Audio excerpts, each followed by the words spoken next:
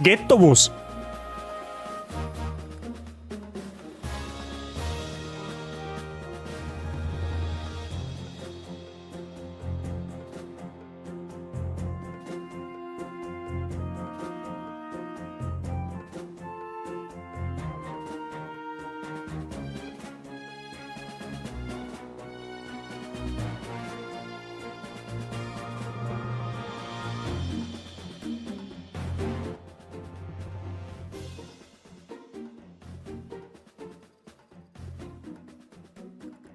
Ja, wenn das nachher so ist, dann sage ich mal grüß Gott beieinander. Einen wunderschönen Mittwochabend.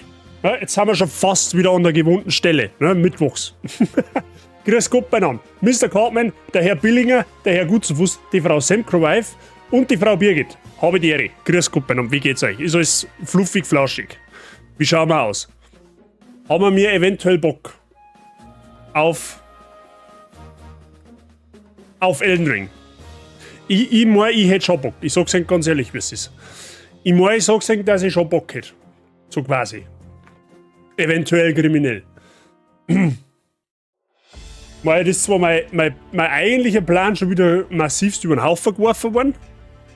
Weil eigentlich wollte ich heute in das Gebiet gehen, wo wir ja letztes Mal noch ein bisschen reingesneakt haben. Das hat sich aber schon wieder erledigt.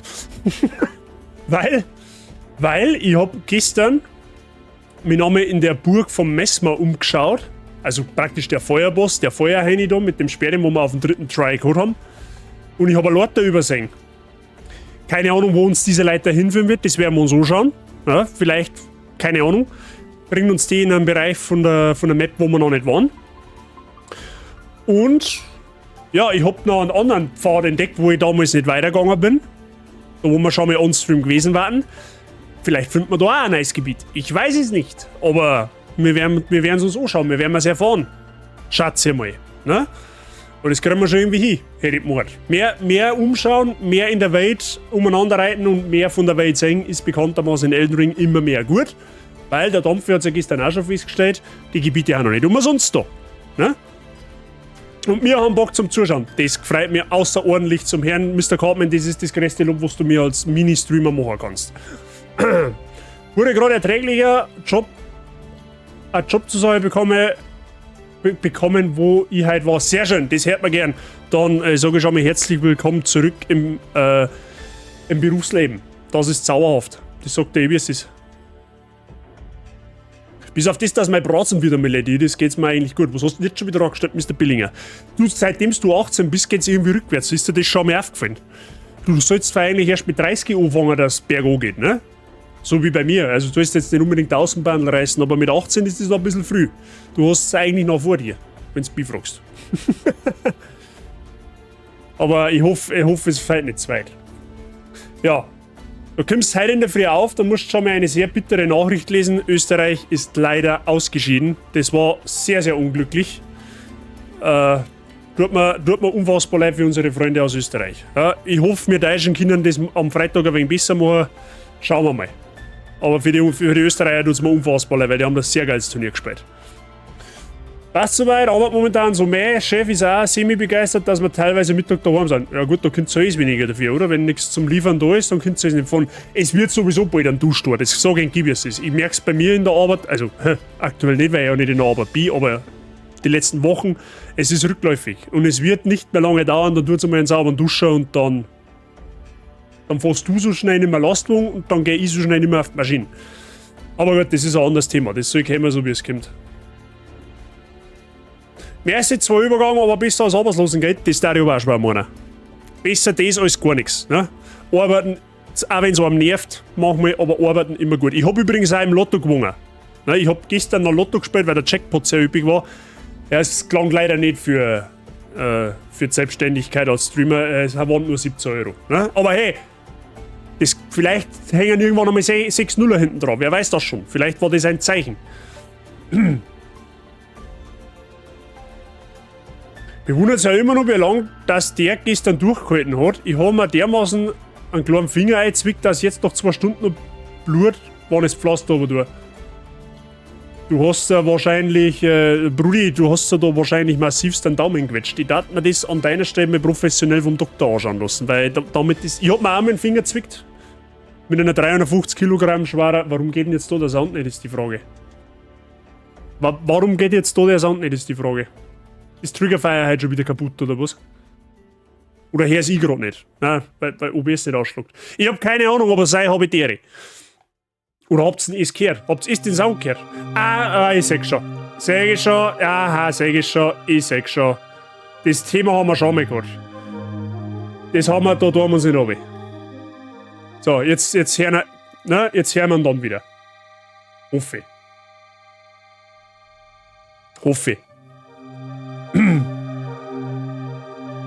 Trotzdem, Chichi, danke dir. Ja, aber wie gesagt, der Dampfe hat auf alle Fälle sich sehr, sehr gut geschlagen. Muss man ihm hoch anrechnen. Aber ich hab's ja mal prophezeit, dass Elden Ring ein bisschen anders ist als wie die anderen Souls-Likes. Also Respekt an Dampfe, dass er das so gut gemeistert hat und scheinbar noch weiterhin Bock hat. Ne? Also da können wir weiterhin gespannt sein, was er da so betreibt. Also ich hoffe jetzt einmal, also ich habe jetzt das wieder so eingestellt, dass der Sound normalerweise wieder rüberkommen müsste. Schauen wir mal. Werden wir schon irgendwie hinkriegen. Ich hab mir gespielt für 5 Euro und hab 5 Euro gewonnen. Ja passt, habt auch keinen Verlust. Weil du einen Schalldämpfer drauf hast oder so. Ja nein, ich hab gestern festgestellt, dass ich auch Steam-Spiele mit meinem PlayStation 5 Controller spielen kann. Und jetzt habe ich den angesteckt und meine Audioausgabe stellt sich dann automatisch auf den DualSense Controller um und deswegen hat man jetzt logischerweise die Alerts im Stream nicht gehört. Sie werden zwar angezeigt, ich weiß jetzt nicht, ob man es jetzt hört, wenn wieder einer einen Welcome Sound triggert, das weiß ich nicht. Oder generell irgendein Alert kommt, normalerweise sollte man den jetzt wieder lautstark vernehmen können. Ja, ich hoffe es zumindest. Weil das Thema haben wir vor ein paar Wochen schon mal gehabt, wo man gedacht hat, hey, ich hab doch gar nichts versteht. Dabei hat sich da unten einfach der Ausgang von meinem System verändert. Also ich habe noch einen Termin gekriegt, dass der drüber schaut. Du, wenn das ein BG ist, Arbeitsunfall ist, dann kannst du sofort eine von. Die behandelt die normalerweise gleich. Wenn du sagst, dass das ein Arbeitsunfall war, dann geht das ruckzuck. Das sagt dir, wie es ist.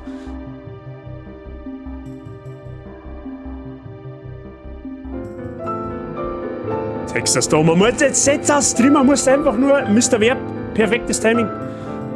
Ist ja nicht so, dass ich schon das eine oder andere technische Scharmützel gehabt habe. Ne? Haut doch super hin. Also, so, ich wollte am Dampfe dann weiterschauen, aber erstens ist mir der Router abgefackelt und zweitens danach total einpimpen. Du hast gestern auch nicht Österreich geschaut? Oder wie sage ich das? Und Verb Habitäre, grüß dich gut. Naja. Freunde, ich weiß nicht, wie lange ich heute live bin. Ich mach's, wie gesagt, immer wieder noch von dem Kollegen da unten abhängig. Es kann sein, dass ich bis um 8 Uhr da bin, es kann sein, dass ich bis um halb 9 da bin, es kann aber auch sein, dass ich gerade bis um 7 da bin. Das weiß ich nicht. Das macht man davon abhängig, was der Herr von und zu aus dem Bahnfuß sagt. Ne? Aber bis jetzt schaut's sehr gut aus. Ne? Also ich bin jetzt mal zuversichtlich und sag bis 8 Uhr allerweil. Ja, aber das kann sich halt, wie gesagt, schlagartig ändern.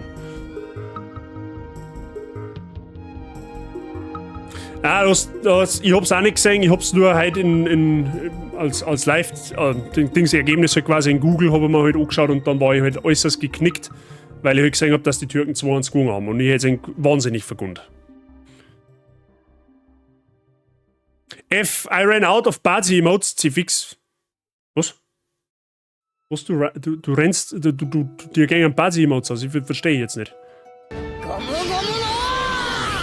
Ach so. Jetzt haben wir beieinander. Okay. Ja, hat's erledigt.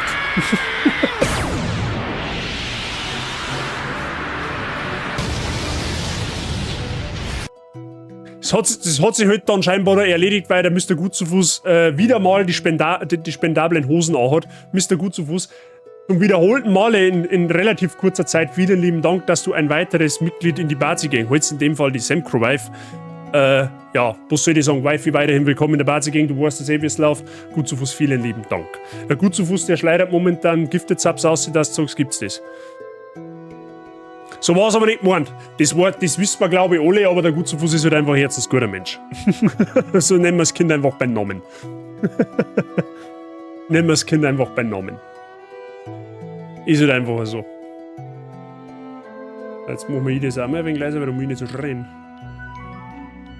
Gleich ein angenehmer, Mann. Gut. Gut zu Fuß, ihr lieber Mensch, ja. Ihr alle seid liebe Menschen. So können wir das mal so festhalten. Können wir das mal so festhalten, dass die Bazi-Gang allesamt liebe Menschen beherbergt. Ich glaube, das können wir mal so. Können wir mal so sagen. Ja, F für einen gut zu Fuß, genau. F for Respect. Für einen gut zu Fuß. Gut, Freunde, was hält man davon? Sollte man mal schön Start in Elden Ring einschauen? Sollten wir uns einmal anschauen, was Phase ist, oder wie? Was meinen wir? Ich darf schon was sagen. Wir sind alle lieb, bis uns einer ärgert. Ja, genau. Dann werden wir zintig. Ja? Das zintig, das Chef, damals, wo ich mir die Emotes neu gemacht habe, das hat für alles mittlerweile einen Anlass. Ja? Für alles habe ich mittlerweile einen Anlass, ein Emote zu haben.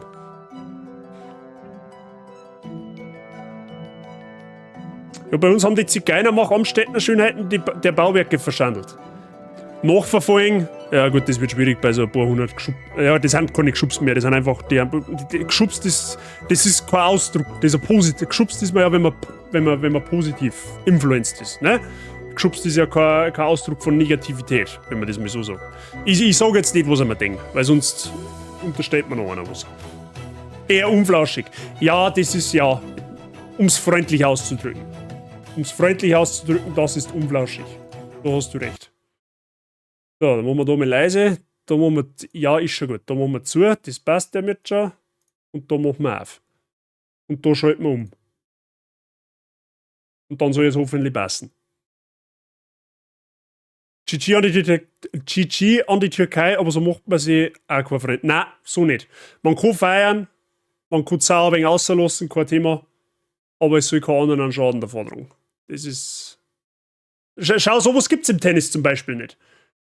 Da gibt es die krassen Fans nicht, die wo einfach irgendwelche anderen Sachen kaputt machen, wenn er mal einer Lieblingsspieler gewinnt. Gut.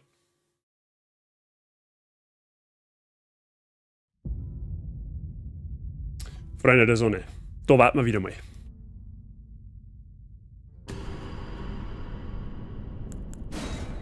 Wieso, was ist passiert? Der Sai hat gerade geschrieben, dass die Türken bei einer im Ort ein bisschen für Radau gesorgt haben, weil sie ja gestern gewungen haben. Und dann haben wir mir gesagt, das muss ja nicht sein. So, Freunde der Sonne, Grabfeldebene, da werden wir zwar jetzt noch nicht weiter durch. Da schauen wir uns aber nachher um. Das ist das, was ich schon mal gesagt habe. Da haben wir, ich glaube am zweiten Stream war das, da haben wir da runtergeritten und haben uns da an dem Wasserfall dann gedacht, hey, da haben wir schon mal gewähnt, da waren wir aber tatsächlich noch nicht. Weil da geht es nämlich da hinten her weiter. Jetzt haben wir da nämlich einmal einen Marker gesetzt. Weil da scheint es wohl noch weiter zu gehen. Okay? Und, was wir mir aber zuerst tun, das ist uns auf alle Fälle nochmal in der Burg da umschauen. Also wir wollen da einer auf alle Fälle, das müssen wir auch noch irgendwie rausfinden. Und ich habe aber in der Burg einen Pfad gefunden. Und zwar da, eine Leiter, die wo wir einfach gnadenlos übersehen haben. Und wer weiß, wo das hinführt. Wahrscheinlich erst einmal da unten einer. Aber das werden wir rausfinden. Und zwar jetzt gleich, okay? Müssen wir mal bei dir vorbeikommen zum Aufweilen, wenn du Tennis spielst? Ja, das wird jetzt eine Zeit dauern, bis dass ich wieder auf dem Tennisplatz stehe. Aber ja. Die Bazi Ultras, ja genau. Das hat's dann Bazi Ultras. Aber schaut's mir bitte erst zu, wenn ich wieder in Form bin. Wenn ich so spiele wie jetzt die Saison im Sommer, bitte gut, das mag ich nicht zumuten. Meine Frage ist jetzt das DLC hier eine eigene Map oder eine Erweiterung von der ganzen Map? Das ist eine eigene Map. Müsst ihr das Wi-Fi schauen. Sehr. Das hier ist das DLC. Okay? Da wo wir den Teil der Map noch nicht aufdeckt haben und den Teil der Map noch nicht aufdeckt haben. Was wir vielleicht heute noch tun, ich weiß es nicht. So. Und das hier ist ein Standardspiel. Okay? Diese Map hast du, wenn du Elden Ring als Spiel kaufst ohne DLC. Wenn du das DLC mit dazu kaufst, kriegst du einen Bonus. Kriegst du diese Map dazu. Okay? Dachschaden Ultras. Ja, Bazi Dachschaden Ultras. Keine Ahnung.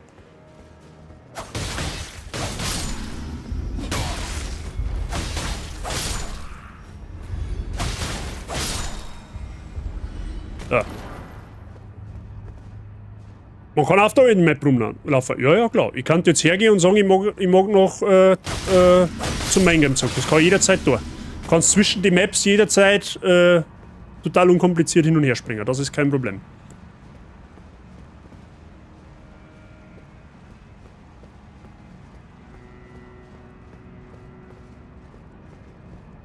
Das ist alles kein Problem.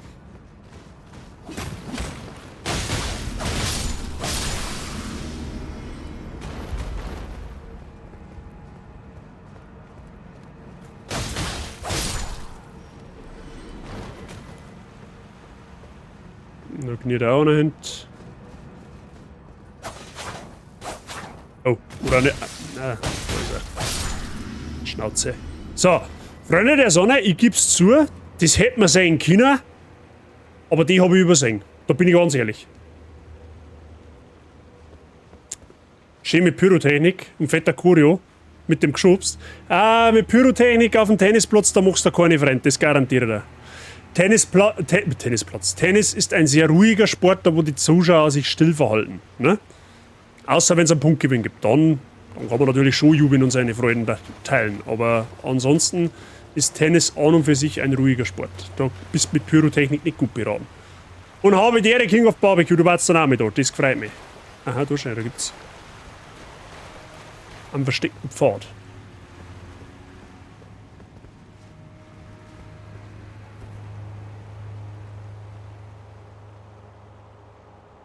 Warum haben Leute in Souls-Likes oder in Souls-Spiele immer so groß? Oder so lang?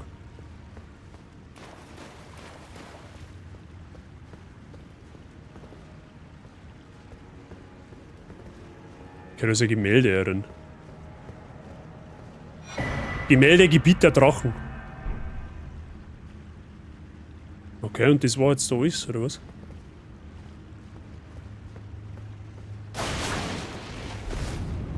Oh!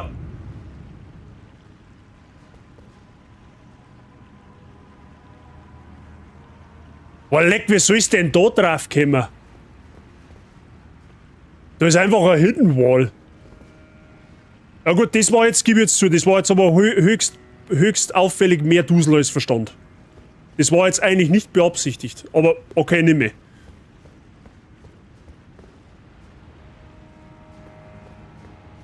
Versteckten Bereich entdeckt, so wie es ausschaut.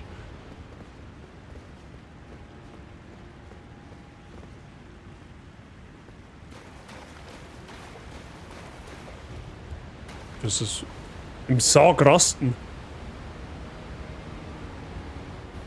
Wo mal halt mal.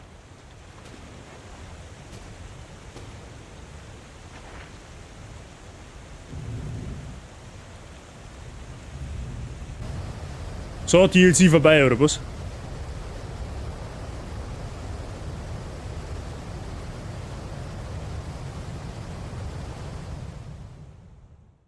Wo immer wir jetzt rauskommen.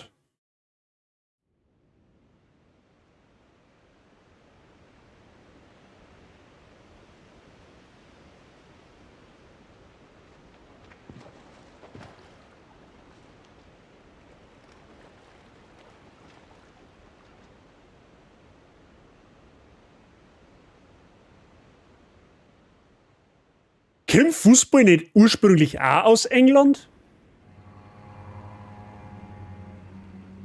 Brudi, okay, aber wo haben wir jetzt? Ach, jetzt sind wir da drin. Ja, okay, das ist jetzt praktisch. Da ist auf alle Fälle mal ein Ort der Gnade davon, den werden wir mal aktivieren. Das hat's im Main Game tatsächlich auch gegeben, dass du mit einem Sarg in ein neues Gebiet kommst. Und zwar war das nämlich da erruntert. Ne, an alle Elden Ring Nachspieler da erhintert, hast du auch irgendwo in einen Sarg einlegen können, dann bist du woanders rausgekommen. Also das ist nichts Neues. Dampfe habe ich die. Scaro Altus, okay, ja gut. Ja geil, jetzt haben wir da herunter, wo ich eigentlich schon seit 3 Streams rätsel, wie man da hinkommt.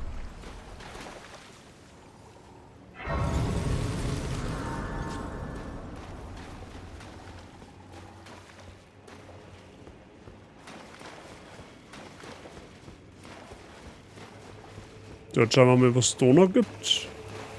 Das ist ein Bossareal. Na, da wisst ihr klar, okay.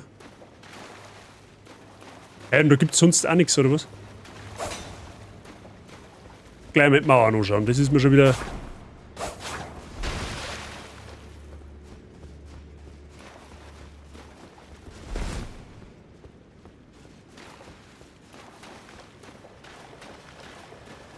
Okay. Ja gut, dann schauen wir uns erstmal da runter um.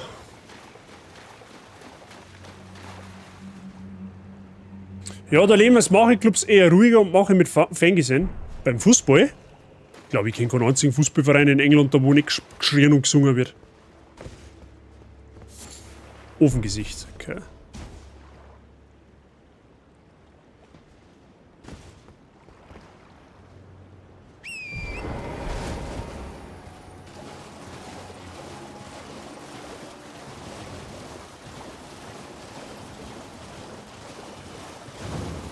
Ruinen von Umte. Beim Aquädukt in Siofra, da kämpfst du gegen 2 Bosse, anschließend legt die in einen Sarg rein, dann kommst du in die Tiefe... Ja, genau. Genau, so war das. Irgendwie so ist das gewesen. Es ist generell ein wohlbekanntes Geheimnis oder wohlbehütetes Geheimnis, dass das in Soul-Spiele gerne mal vorkommt, dass du in irgendein Gefäß flackern kannst und dann irgendwo rauskommst. Gerade in Elden Ring, da glaube ich gibt es 2 oder 3 so Anlaufstellen. Gibt ja auch so Sachen, da kannst du dich vom Gegner fangen lassen und dann kommst du zum Beispiel im Haus Vulkan raus. Aber auf die Idee musst du halt erst einmal kommen.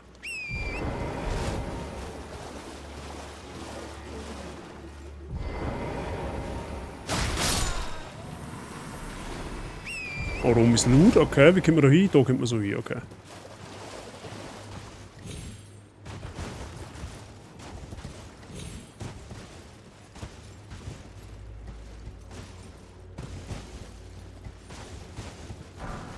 Verlorene Kriegsasche.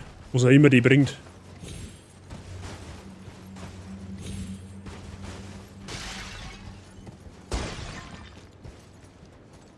Okay, das ist so ein kaputter Ofen. Oh, da war der Loot. Ofengesicht, okay. Ihr seid reiner Habitiere, grüß dich gut. Wie geht's da? Das sind aber mehr die Engländer als die Vereine. Ja gut, okay, ich glaube, du kannst aber als theoretisch auf alle Vereine obermünzen, oder? Also wenn Zuschauer nicht warten, war ja jedes Fußballspiel Start. Erinnert dich mal an die Corona-Zeiten zurück, da wo Geisterspiele verursacht oder veranstaltet worden haben. Da war ja Totenstille im Stadion.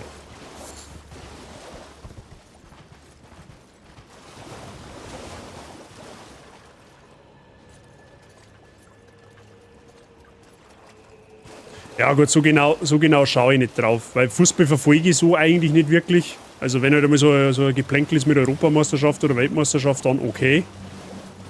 Aber so verfolge ich es eigentlich nicht wirklich.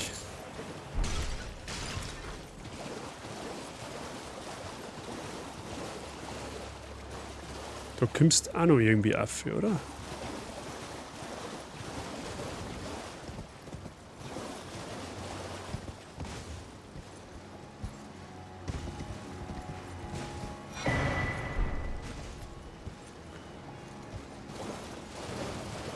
Ist das eine Kirche da?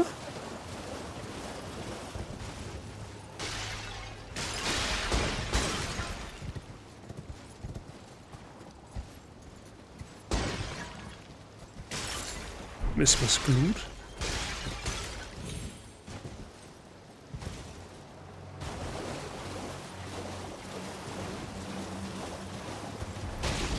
Oh. Ah, das ist wieder so ein Ofenmeeren. Ja gut, dann werden wir den jetzt einmal als erstes on-stream kaputt machen.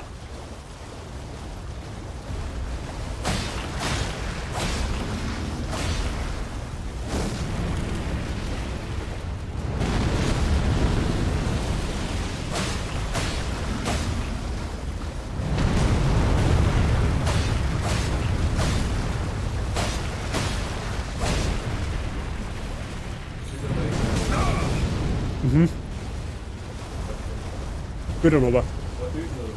Ja.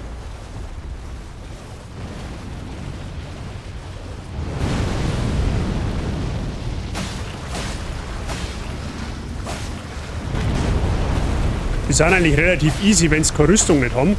Dann brauchst du einfach nur auf 4 sein und der kriegt zwar jetzt so gesehen keinen Damage. Aber der sagt dann irgendwann zusammen.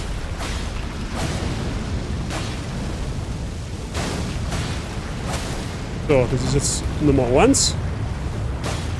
Wenn man den 3 mit 4 abbricht, dann sagt er zusammen. Das war jetzt das zweite Mal.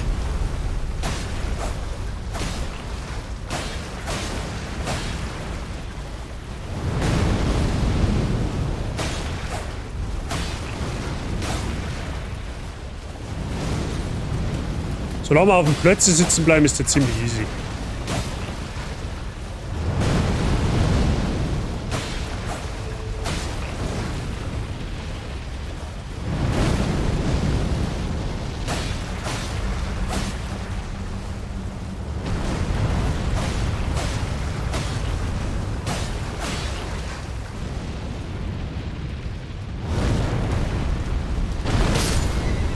Oh.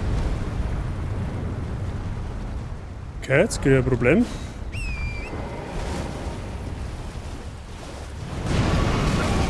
Dumme Sau.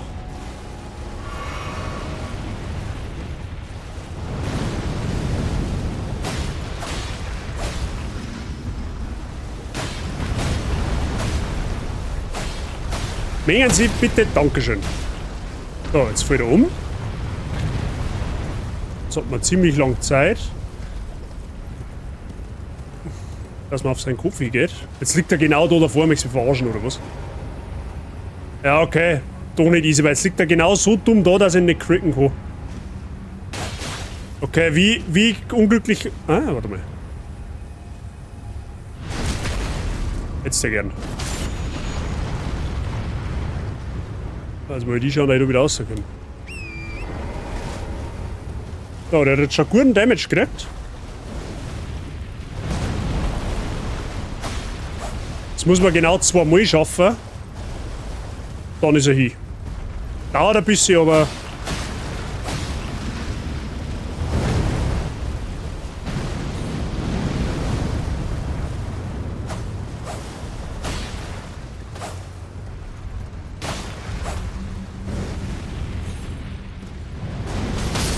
Hey, ich bin noch gesprungen, what the fuck. Ah ja, perfekt.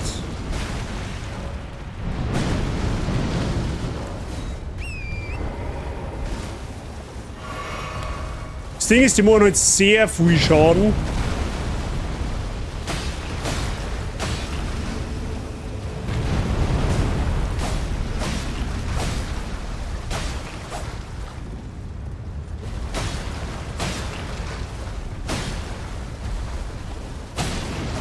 Das war Nummer 1.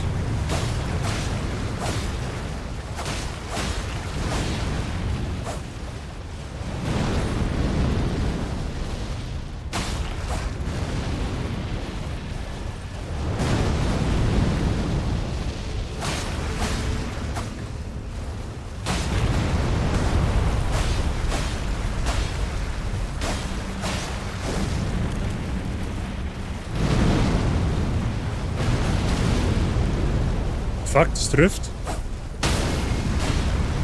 Und Nummer 2. Ja,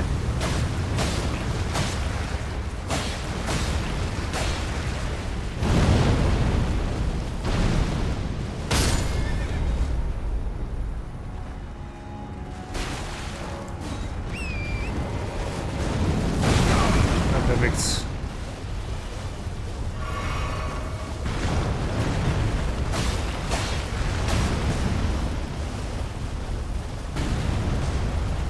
Ich bleib halt stehen.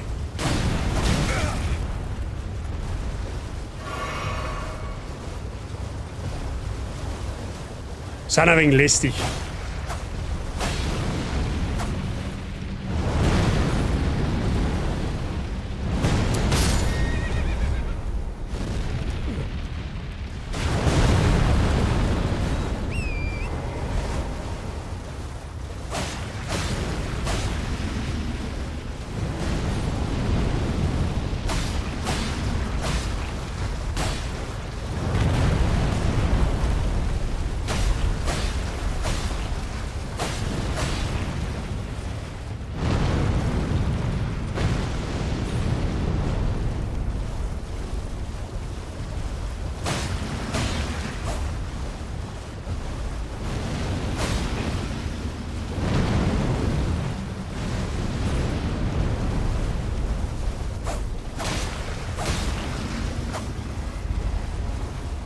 Magst du jetzt bitte mal umfallen?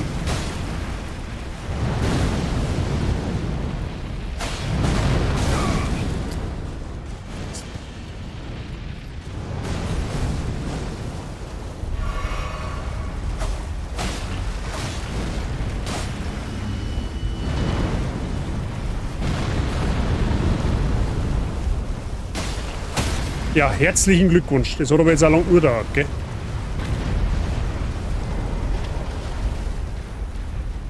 Ja, wie ist jetzt sein Gesicht?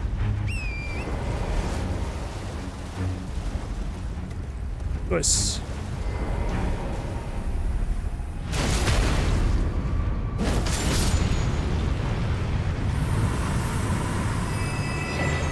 Ölgetränkte Träne. Was macht die?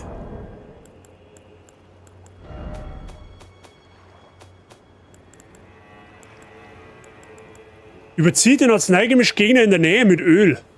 Okay, also quasi wenn ein Gegner mal richtig krass Prozent mehr hat, ist die gar nicht schlecht.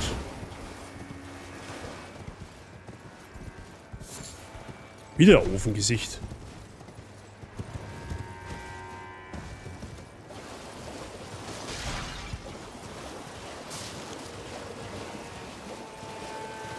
So, mal schauen, da geht's doch bestimmt noch irgendwie eine, oder? Wir können doch da. Warte mal, können wir an dem aufvergraben? Nö, das geht nicht. Okay. Da kommst du aber auf alle Fälle irgendwie auf.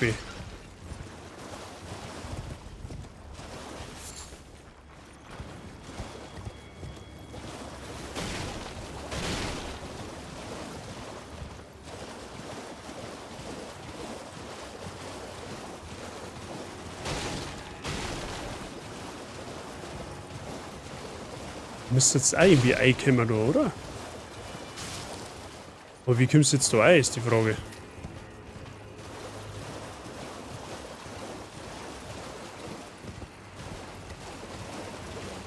Gibt's ja nicht, da muss es einen Eingang geben, oder? Ah, der sitzt davor. Der sitzt davor. Da muss der aber irgendwann lebendig werden. Der sitzt davor und den musst du irgendwie lebendig machen, weil dann kannst du da eine. Sag ich das richtig? Moment, da bekommen wir vielleicht.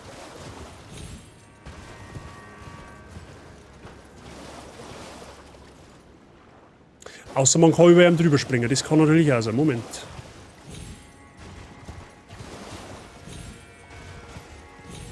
Ja, super, jetzt komme ich da nicht mehr rauf, oder was? Bin du vorher auch aufgesprungen? Willst du mich verarschen jetzt?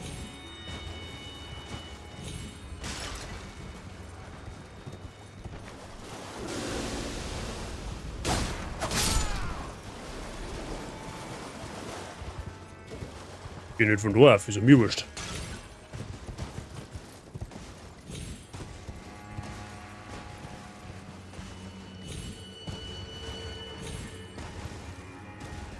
Okay, dann werden wir wahrscheinlich da noch mehr auffahren müssen, oder?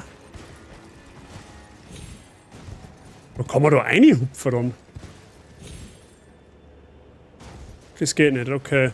Ja gut, da muss der irgendwann irgendwie lebendig werden, damit du da reinkommst. Das halten wir uns einmal auf der Map fest. Das haben wir uns angeschaut. Aber da machen wir uns einmal ein Fandal her. Dass wir da auf alle Fälle irgendwann nochmal her müssen.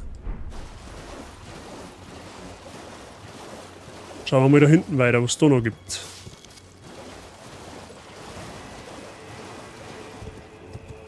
Aber das liebe ich einfach an Elden Ring.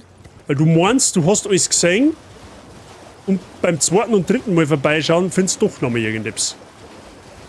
Bei der Burg, die habe ich eigentlich schon abgeschlossen gehabt, da wo wir vorher gerade waren. Ne, da wo ich die Leute da oben gegangen bin. Da schaut es aus, wie eine Dungeon hinter war. Ja, oder auch nicht. Schaut noch mal so verführerisch aus.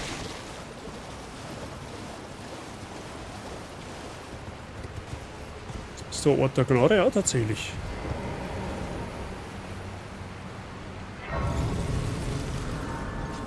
Mal hinknocken. Kannst die Heilung wieder auffüllen. Gut, das können wir weg da, da waren wir. Ach so, und jetzt haben wir da. Da wo wir auch ewig gerätselt haben, wie wir von da runterkommen. Kommen wir dann vielleicht da runter her?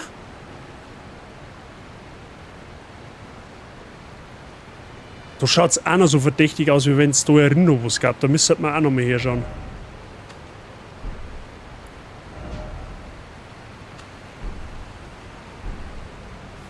Okay.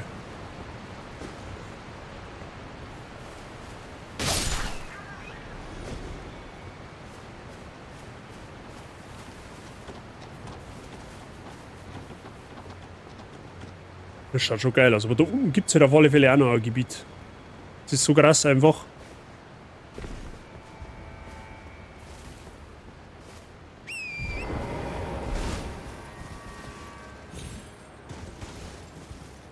Okay, da brauchen wir auf alle Fälle unser Hotel, weil sonst kommen wir noch nicht weiter.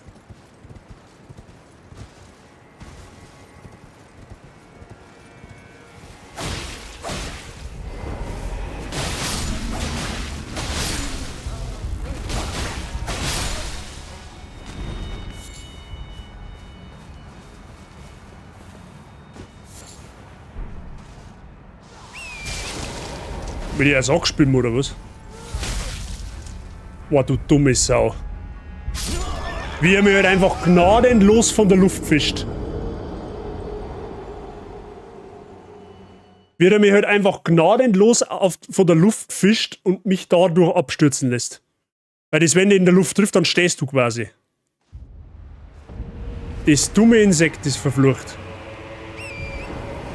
Aber der kriegt seine Quittung, da brauchen wir uns nicht weiter.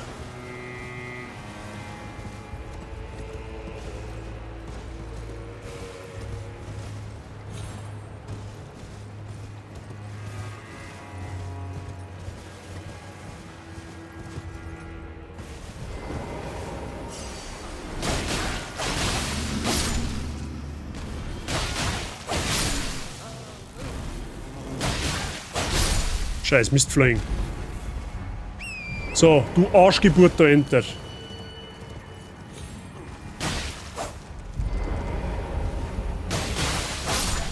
Was hast du davon? Warum ist es jetzt so neblig? Jetzt sieht man wieder die Hälfte nicht.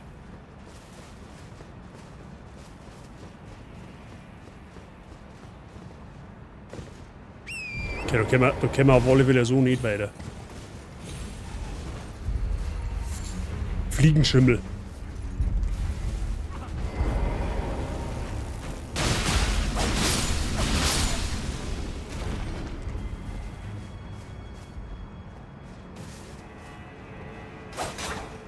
Okay, der Felsen hat jetzt so verdächtig ausgeschaut, dass du noch reingegangen.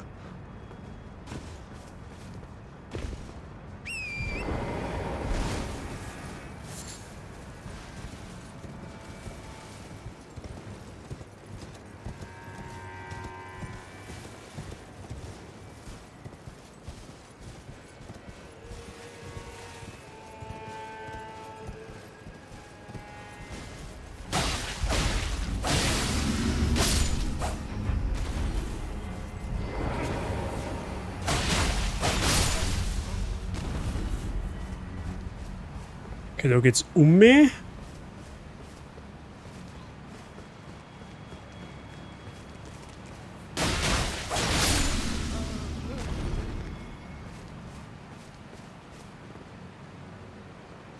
Aber warum muss da jetzt so eine blöde Tageszeit sein, damit man da fast überhaupt nichts sagt? Das ist echt, das ist gerade ein bisschen hinderlich.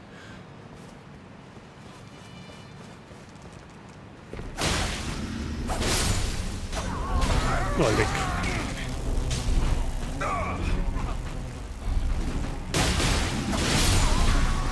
Ja, freilich, ich bin zum Kuscheln da, hast schon recht.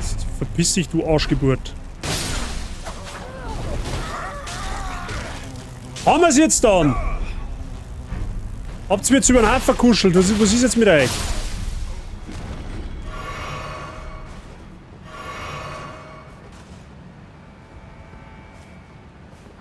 Super, und das für einen gründigen Schmiedestor.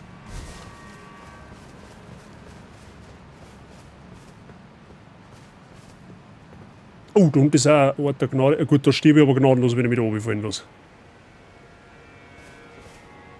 Da stirb ich aber wahrscheinlich gnadenlos, wenn ich mit oben fahre. Ah, warte mal, da kann man... Moment. Aha, man kann sich da oben fallen lassen. Okay. Komm ich dann da auch wieder rauf? Ja, normal schon, oder? Müsste. Dann werden wir mal den Ort der Gnade da unten aktivieren. Muss man haben, haben wir.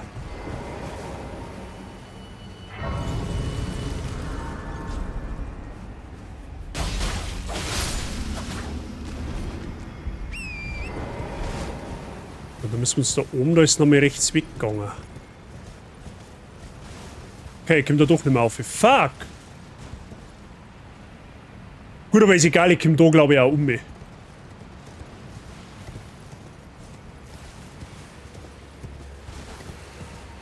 Ja, ich komm da auch um. Passt. Dann ist das dramatisch.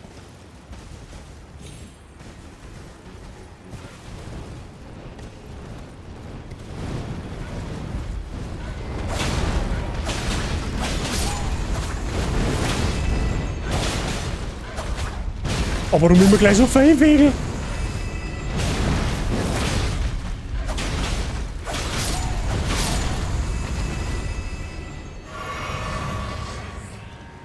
Spotty, hab ich die Ehre, grüß dich gut. Wie geht's da? So, jetzt haben wir mal da. Okay. Achso, wir werden da sowieso nicht rumkommen, oder was? Das war halt mit dem Pferdl eh irgendwann.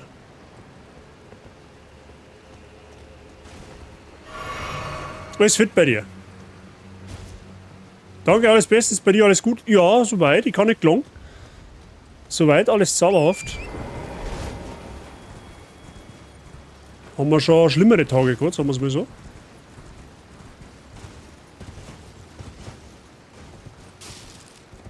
Okay. Wo haben wir denn jetzt so auf der Map? Achso, jetzt reiten wir quasi da entlang. Den Ort der Gnade haben wir, das ist gut für uns, weil da können wir uns dann später mal da noch umschauen. Aber jetzt können wir das erst einmal in Ruhe ausluren.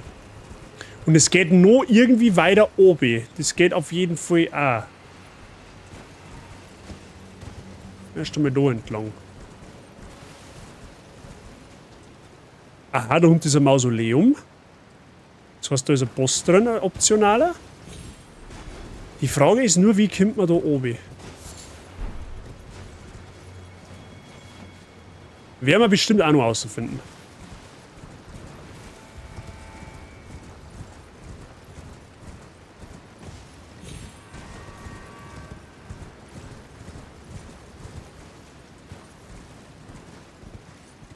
So, da gibt es sonst jetzt nichts, oder was?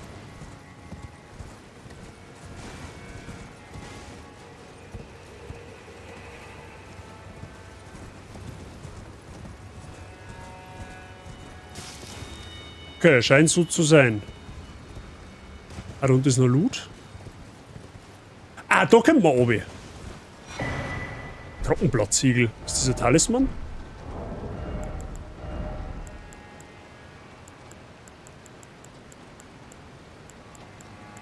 Nö. Was ist das? Schlüsselgegenstand?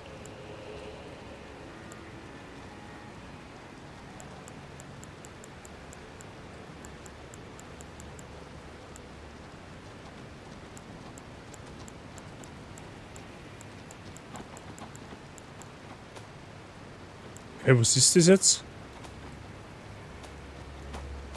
Trockenblattsiegel.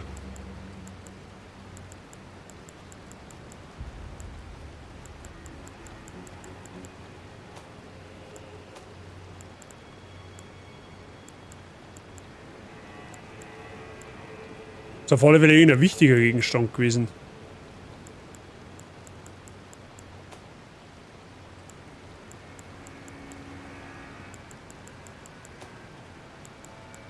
Entweder bin ich blind oder ich seh's nicht.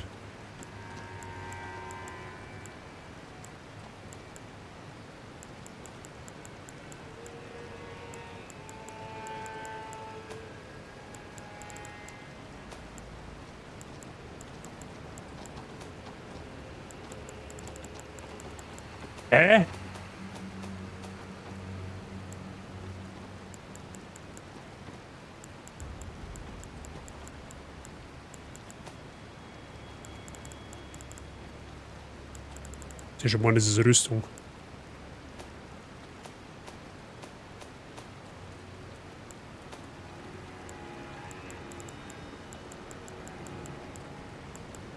Keine Ahnung, wo das jetzt ist und wo das sein soll. Ich weiß es nicht. Na gut. Schauen wir nach unten weiter.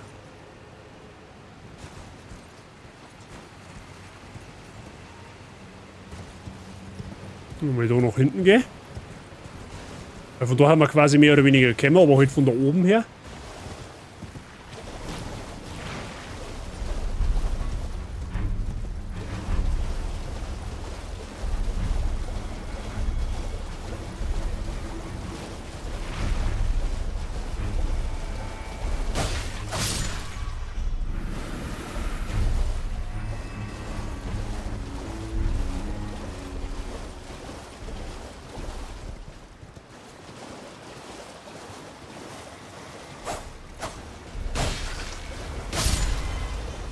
Das ist einfach alle wieder wie so Riesenpflanzen, die wo wahrscheinlich jetzt wieder, keine Ahnung, Arkanschaden oder was weiß ich was macht.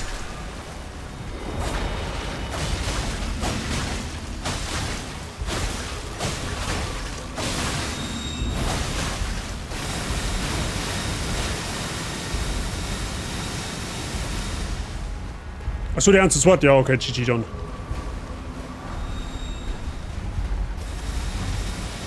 Er ist mir ein bisschen in Ruhe lassen sollen. Oh, das ist das Skyro-Baumfragment, das ist gut für uns. Gibt es hinter dem Wasserfall irgendwas?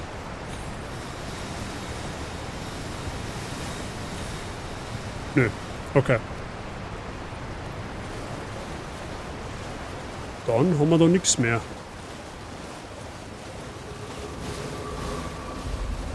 Überhaupt so ein Skyro-Baumfragment haben wir gefunden, das ist gut für uns.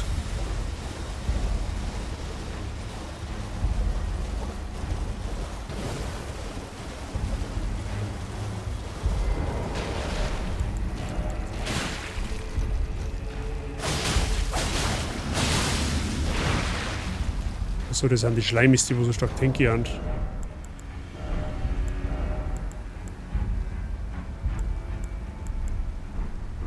Ich muss mir Dinge ausrüsten. Flamme heile mich.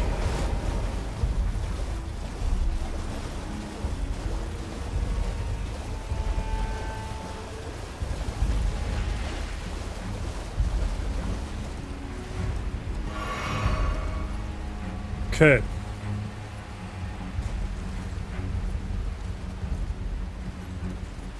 So, da hinten haben wir auf alle Fälle das Mausoleum gesehen. Da gibt es dann wahrscheinlich einen Boss.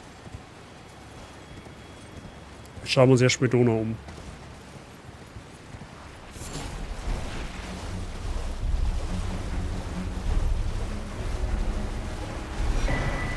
Trockenblattrobe.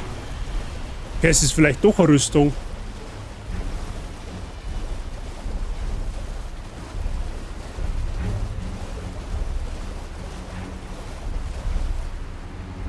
Ah, okay, und so können wir ganz unten hin.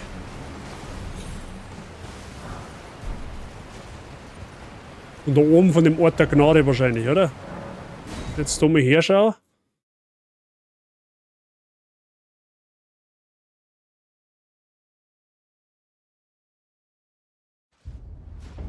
Dann kann ich mich da wahrscheinlich irgendwo oben droppen lassen, oder? Ja, da.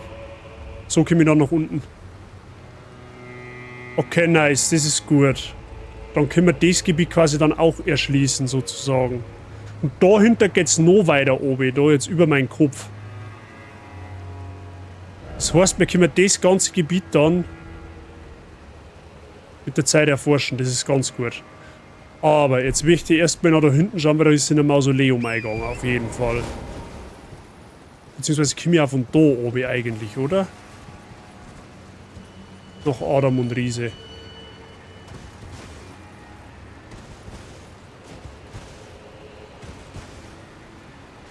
Ja.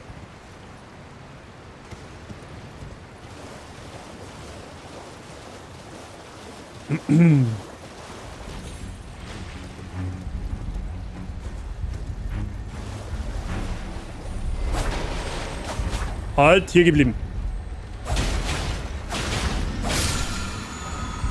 Dunkelschmiedstein, okay.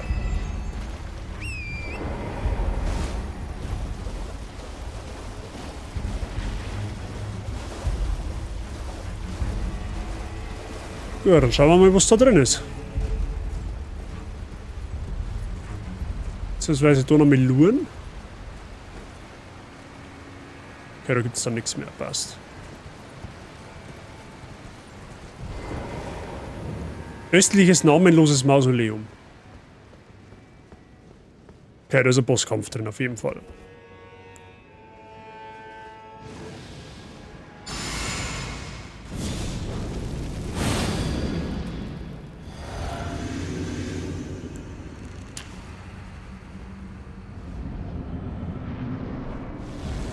Rakshasa.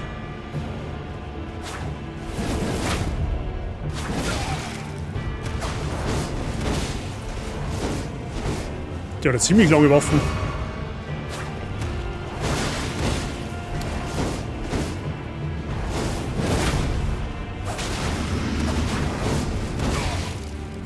Au!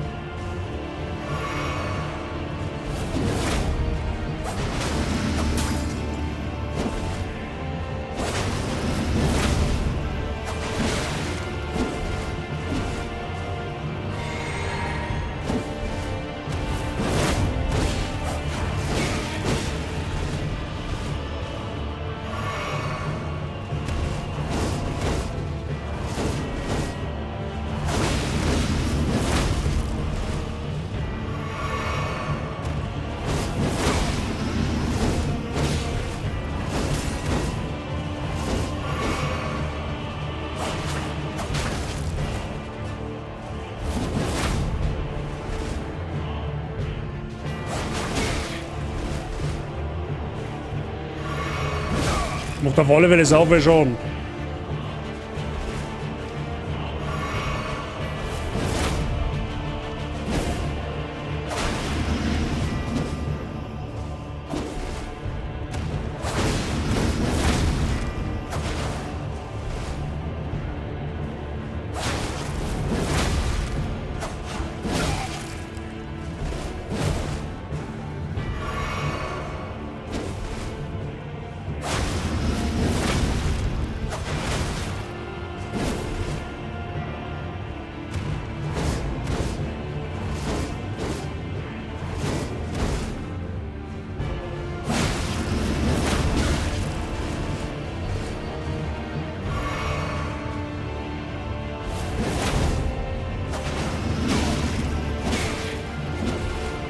Es wundert mich, dass Demi so locker mit ihrer Waffe aus der Haltung schlagen kann. Wundert mich wirklich. Ja, perfekt. Okay. Die ist aber nicht schwer. Mir wundert es nur eher, dass Demi so ohne weiteres einfach aus der Haltung knallen kann. Obwohl ich jetzt eigentlich doch eine relativ schwere Rüstung auch habe. Für das stackt mir die ziemlich schnell raus.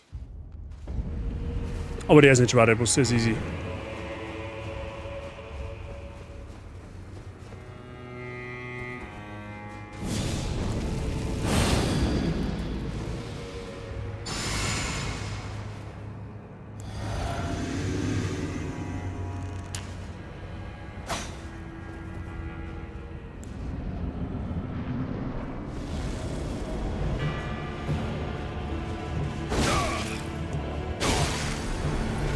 Ja, perfekt.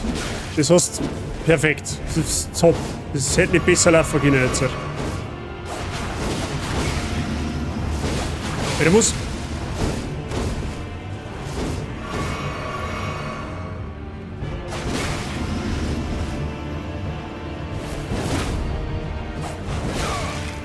Weil der mit dem einfach aus der Haltung schlägt, die blöde Sau.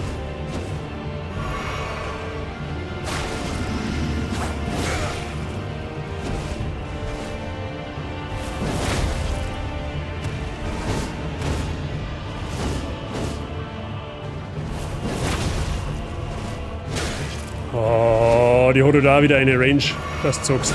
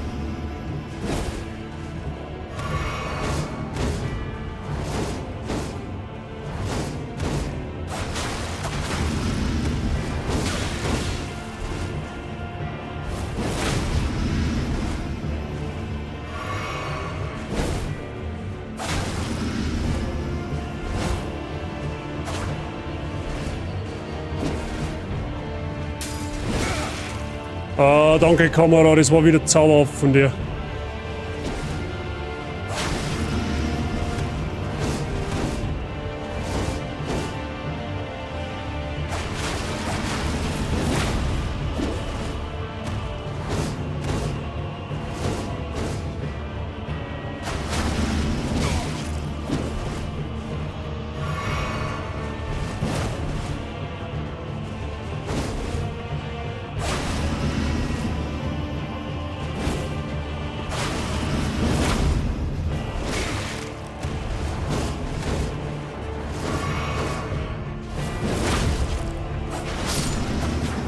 Hä?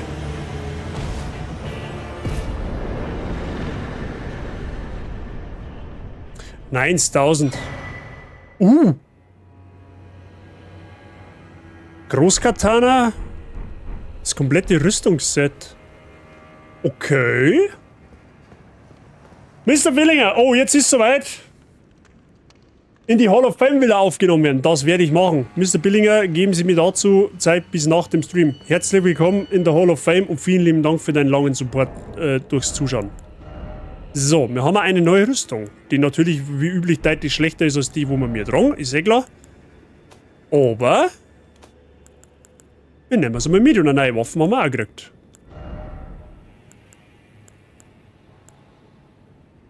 Großkatana, löst Blutungsschaden aus 55. Okay, da haben wir jetzt Drachenjäger, Großkatana haben wir ja auch schon. Das ist auch ziemlich geile Waffen.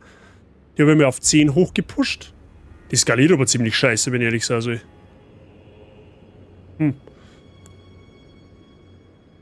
Aber das ist die Waffe, wo sie vorher quasi gerade gespielt hat.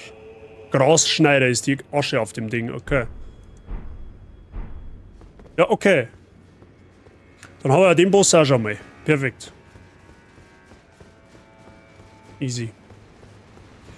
Easy, easy, lemon squeezy. Okay, dann haben wir da jetzt eigentlich... Oh, was läuft da unten umeinander? Das schaut wie ein Boss aus. Ist das wieder so ein Nilpferd? Ah, das sind mehrere. Das war doch ein Bosskampf in der Burg. Wenn mich nicht alles täuscht.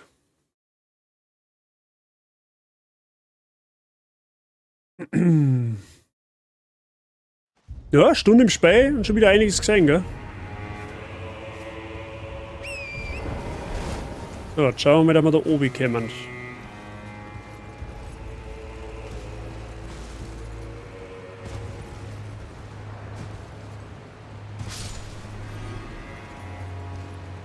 Okay, wir müssen auf alle Fälle so oben.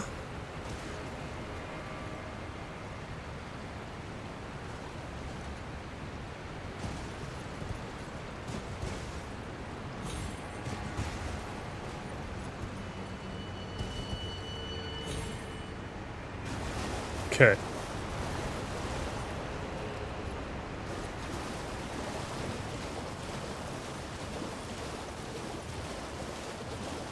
Schauen wir erst einmal da. Wo haben wir denn da jetzt auf der Map? Gehen wir mal da entlang.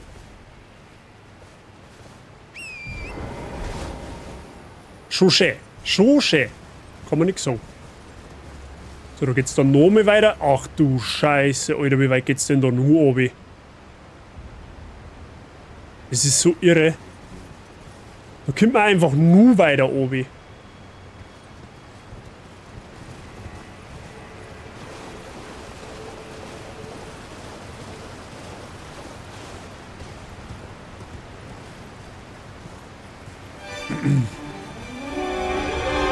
Ja, sie!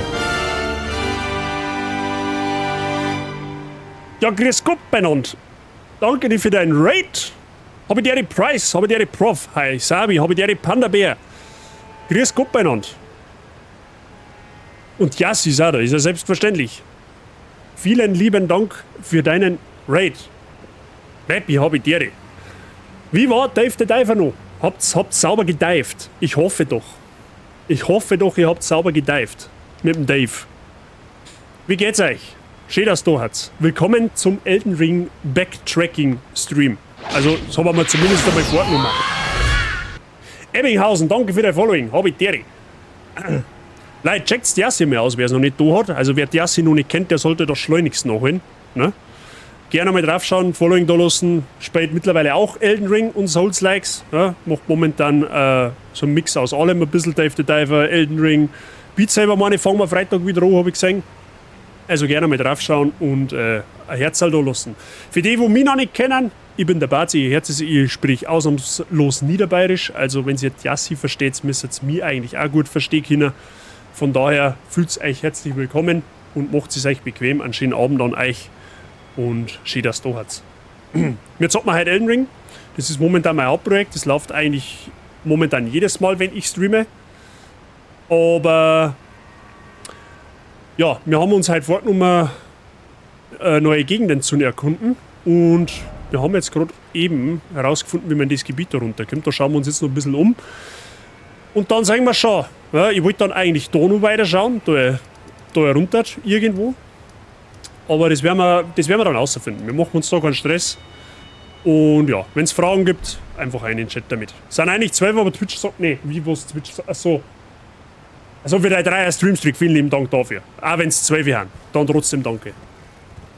So, dieses Nilpferd, Nasenbohrer, Schwein, Dingenskirchen da hinten war mal ein Boss. Wenn es das gleiche Monster ist, was ich jetzt meine, das sind jetzt wohl Standardgegner, so wie das zeige.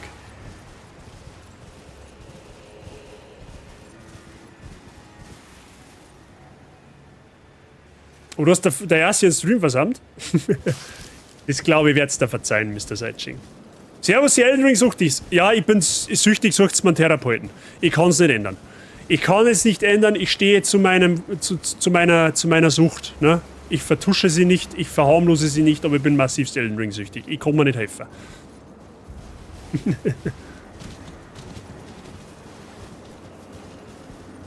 Ansonsten hoffe ich, dass es den Gulli gut geht. So, die Frage ist das Hippo-Ding da hinten jetzt auch ein Boss? Wahrscheinlich nicht, weil da zwei haben. Aber ich will es jetzt nicht außerfordern. Ne? Schauen wir uns da einfach mal ganz in Ruhe um und der mal so, wie wenn nichts gewesen wäre.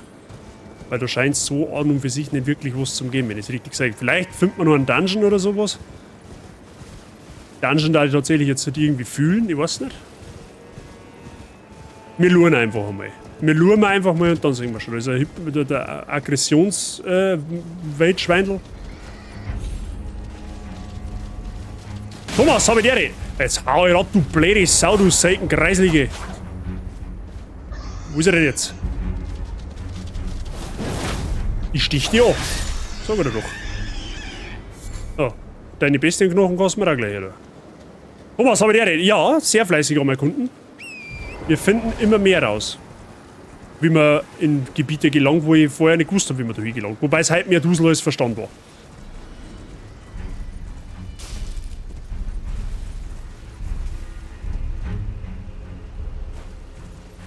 Ich könnte hier meine Asche rufen fürs Erkunden, aber ich habe es ja nicht ausgerüstet, von daher gibt es hinter dem Wasserfall, was ist die Frage? Gut, da bin ich jetzt überspringen, fällt nix, aber das scheint mir einfach nur Felswand zu sein. Dann gibt es da quasi jetzt nichts, außer zwei fette Hippos. Gibt es da oben noch irgendwas? Das ist die Frage, die ich mir stelle. Ah, ne, ja, doch, da haben wir was. Da haben wir was. Ein Schmiedestein, ja, den hättest du da schenken können. Ansonsten scheint es hier quasi nichts zu geben. Ja, ich habe halt mit dem Vater einen Baum gestutzt und Streicher geschnitten und leer mal einen Anhänger mit Nadelbaum, Schnitt und so weiter, ohne Mistgabel und ohne Handschuhe. Das war halt meine Souls-Erfahrung. Du hast quasi halt, dein Boss war halt der Anhänger. Verstehe ich, Mr. Seijing. So, auf alle Fälle geht es da auch noch nach unten, habe ich vorher gesehen. Irgendwo da.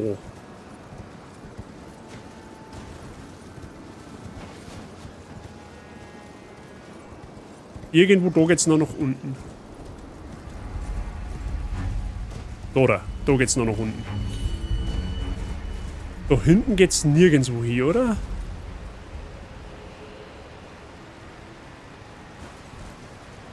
Jetzt bin ich mir nicht sicher, ob das ein Tier ist.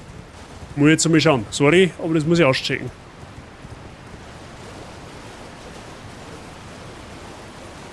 Meine Hände schauen aus, wie wenn es durch Häcksler kämen warten. Vaseline, mein Freund. Ja, da flutscht wieder alles. Hinterher. Warum geht's doch her? Für was? Da könnte man von oben irgendwie runter, aber sonst... Okay, ja gut, dann gehen wir halt nochmal eins tiefer, weil warum nicht? Da unten müsste aber dann tatsächlich irgendwo auch wieder ein Ort der Gnade sein. Also da die jetzt einmal andenken, dass es so war. Die Map geht aber auf alle Fälle ziemlich tief. Habe ich schon festgestellt.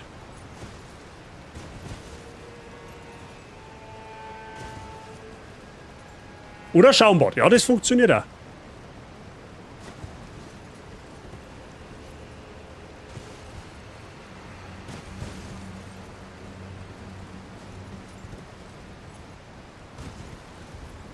Als wenn es halt nicht so neblig war, gell?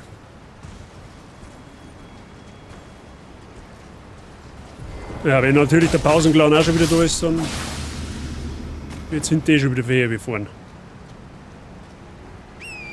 Alter, hat er kurz das Headset vom Kopf und als ich es wieder aufsetze, höre ich nur Vaseline. Pro Favidere. Timing kannst du. Na, du stellst mir... Oh, jetzt... Boah, du blöde Sau, du blöde.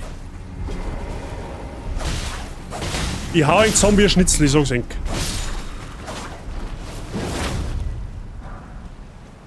Du Kreh. Super, jetzt hat mich das Arschloch wieder vergiftet. Das kann ja nicht sein. Oh, da hinten leicht was. Freunde, da leicht was.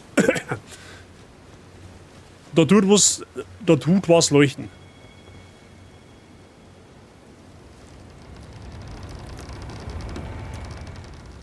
Oh, wir haben einen, ich glaube, Freunde, wir haben einen Dungeon. Dunkellicht-Katakomben.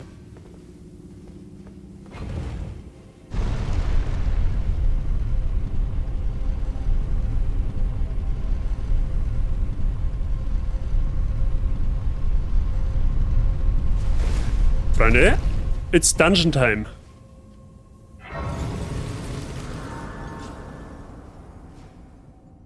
Ich habe immer mal einen Schnitzel geklopft. Klopfen. Kannst sagen, was du willst dazu.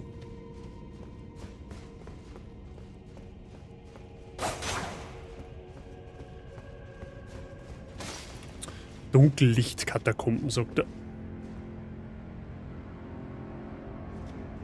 Aha. Weißt du was, Bruder? Ich habe Taschenlampen. Haha, von wegen Dunkellicht. Du kannst mir mal. Ich habe ein tragbares Fernlicht. Alec, was bist denn du?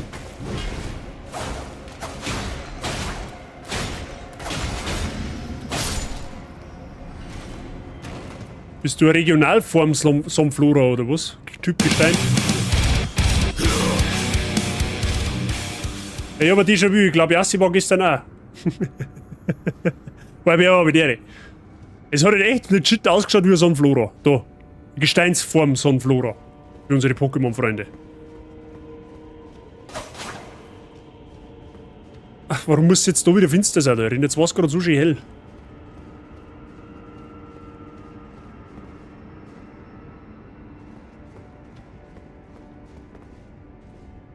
Aha. Gesteinpflanze, ja. Ach, einen Welcome-Song gibt's auch. Hab ich schon wieder vergessen. Ja, den hättest du theoretisch auch, das stimmt. Aha.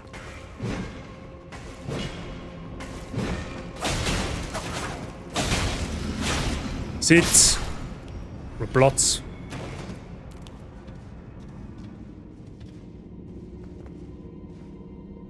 War gerade bis der mit FOMO ansticht.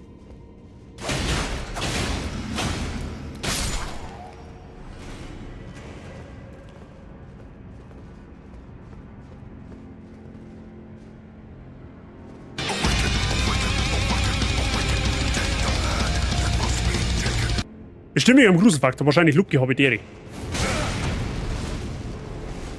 Was jetzt? Gestein oder Pflanze? Pflanze, Gestein, Feuer geht nicht. Jetzt Maul mit deiner Tröte oder was auch immer das ist.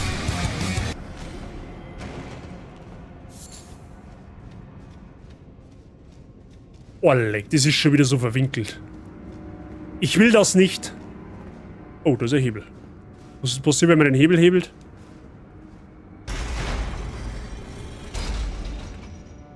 Ach, das ist der Lichtschalter. Ja, den nehmen wir. Das passt. Hebel den Hebel. Ja, ich hab ihn gehebelt. Das ist aber wahrscheinlich, das war aber eher mehr Schalter als ein Hebel. Heilige Scheiße. Oh, leck, wie tief geht's denn? Okay, Freunde der Sonne, wir sind in den Minen von Moria. Okay? Ich weiß nicht, ob sie es eigentlich schon mal verzeiht haben, aber wir haben ja eigentlich in Mittelerde und nicht im Reich der Schaden. Und da kann man oben springen, hab ich schon erlurt, Freunde der Sonne. Da kann man über das Geländer da drüber und dann da und dann da oben fallen lassen, dann geht's da rein und irgendwie, wenn wir nicht weiterkommen, müssen wir da oben. Können wir uns schon mal merken.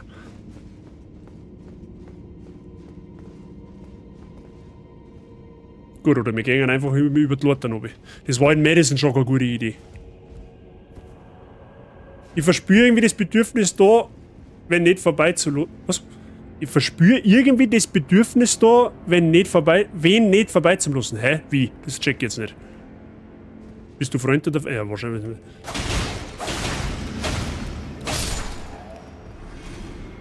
Ich weiß ganz genau, wenn ich hocken lasse, dann steckst du mir hinterrücks deinen Stecker an, wahrscheinlich. 100%.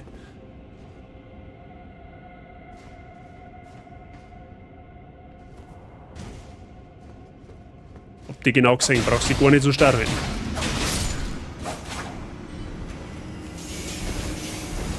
Was ist denn das jetzt schon wieder für eine Geisterei da? Ja, das findest du lustig, gell? Brauchst du gleich aufhören, den Schmarrn. Moria, du kommst... Ach so! Ja, der hat jetzt dauert. Wer wie meine Bratwurst brät, hat ein Bratwurst-Bratgerät und wenn er eine Uschi mäht, hat ein Uschi-Mähgerät. Aha. Wer anderen in die Möse beißt, ist böse meist. Sagt der, wie es ist. Aha, so, ja super, da hätten wir uns das Oberfallen aber auch sparen können, oder? Warte mal. Moment! Das will ich sehen.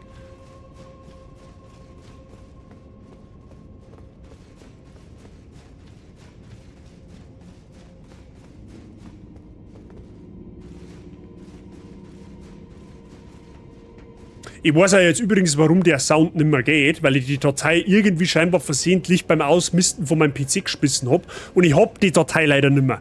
Und ich weiß ja nicht mehr, wer mir die Datei damals geschickt hat. Ich glaube, es war der Sigi.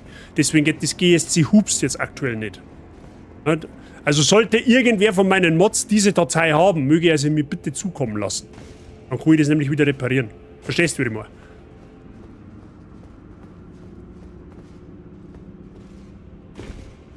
Aha, siehst du es da? Ah, und nicht bewacht auch. Easy. Smaragd-Bernstein-Medaillon plus 3. Okay, das hat sich gelohnt.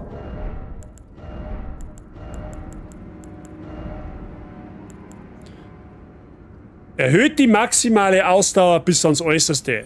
Nimmer. Mehr Ausdauer, mehr gut, Freunde.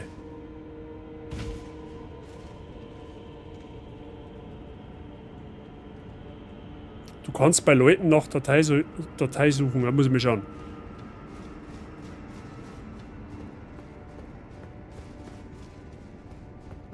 Aha, wieder ein Aufzug.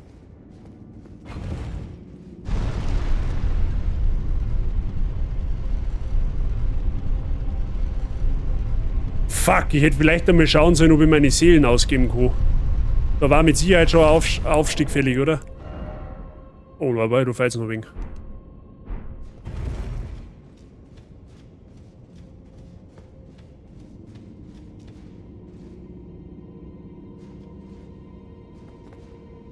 Okay, da hinten ist wieder der Hebel.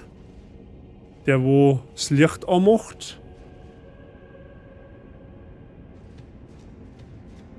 Oder müssen wir es erst einmal hinfinden?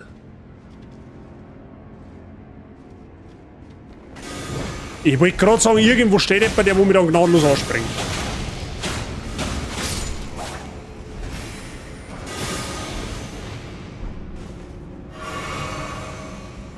Welches Arschloch ist denn das? Wer zaubert denn da?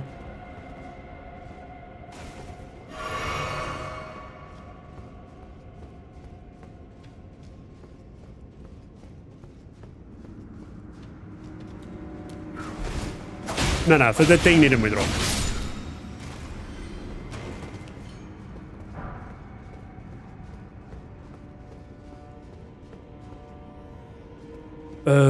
Okay.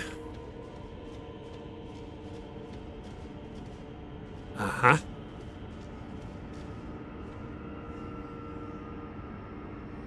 Ist ja nicht so, dass ich halt das erste Mal Souls-like spiele, ne?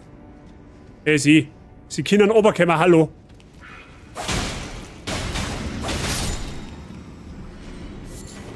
Es schaut auch nicht so gesund aus, wenn man Auspuffrohr ins Gesicht eingeschlagen kriegt, gell?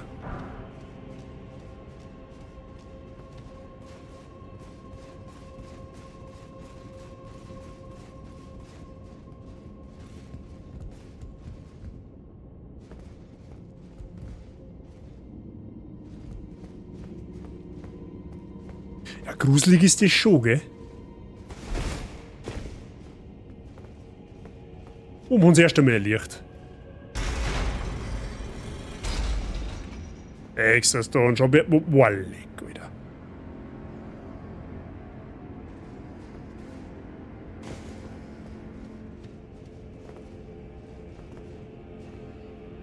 Da hinten ist auch ein Lotter, die hab ich. Das sagst du nicht, wenn's da finster ist da drin. Das kannst du löten.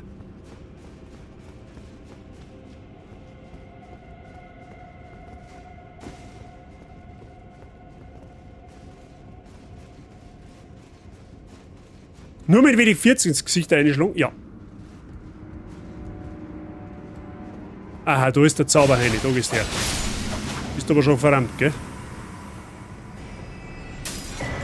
Schattenreiche Rune, okay. Gibt's da auch wieder ein Secret?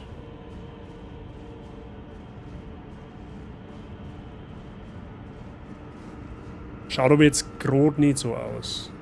Na, da fällt es gnadenlos nach unten, okay.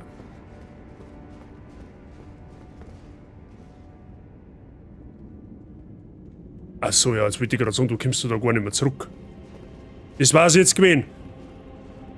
Du musst dann wieder da oben springen, wo der andere oben gestanden ist. Sonst kommst du nicht retour.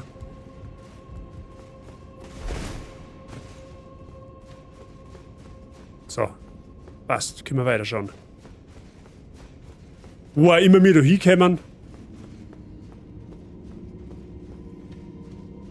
Aber das werden wir bestimmt herausfinden.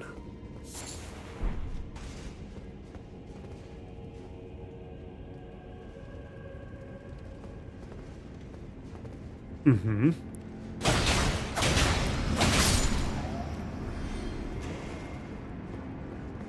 Es war gerade so schön hell und schau jetzt wieder finster, gell? Das ist halt natürlich.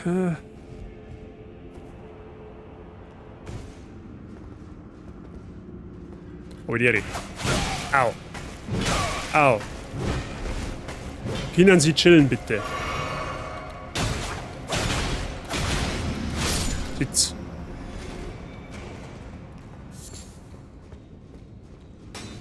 Das schaut nicht alles so aus, wie wenn da irgendwo in jedem Moment eine versteckte Wand ist.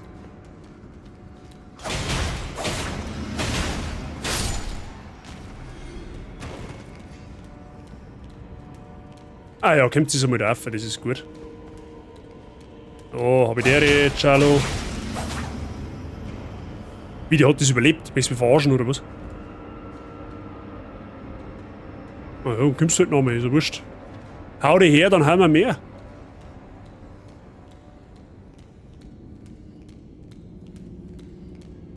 Ein bisschen schneller, ha? Zeit ist Geld. So, sonst noch wer? Alter, wie halt einfach fotzengrob finster ist und.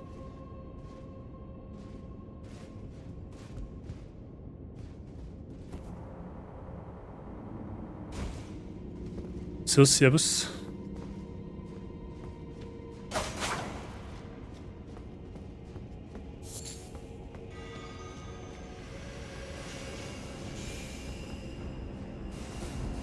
Dem helfe ich ein. Sag dir, was ist, den helfe ich ein. Dir wirf ich so viel Kuckris ins Gesicht, dass man meint, du bist der Igel.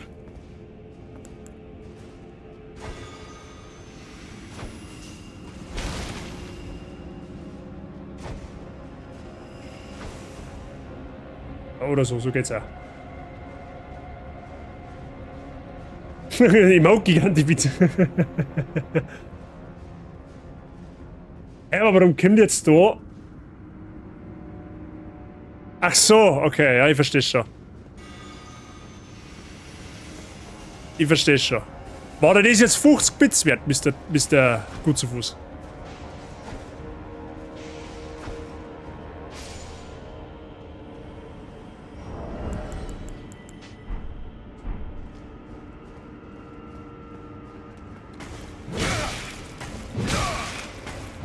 Alter, das staggert, das ist richtig geschert. Das, wenn die Arme erwischt, das staggert, das schluckt die sofort aus der Haltung.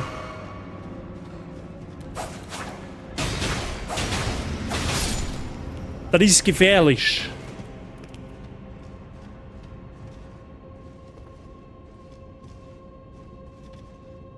Da oben liegt etwas Größeres umeinander. Aber auch wieder die Frage, wie kommen wir da hin?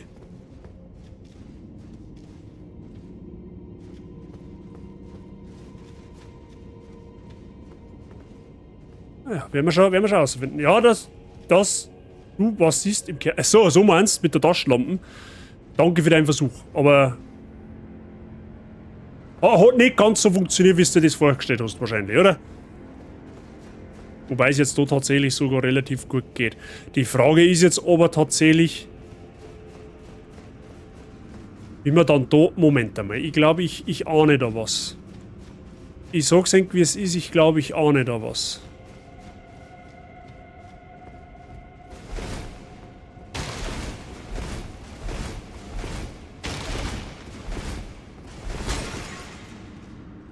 Okay. Oder auch nicht. Ihr dacht, da ist vielleicht eine versteckte Mauer.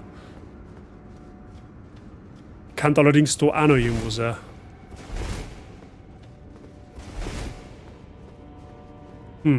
Ansonsten hätte ich jetzt da keine Ahnung, wie man da raufkommt. Weil Lord, der steht da nicht.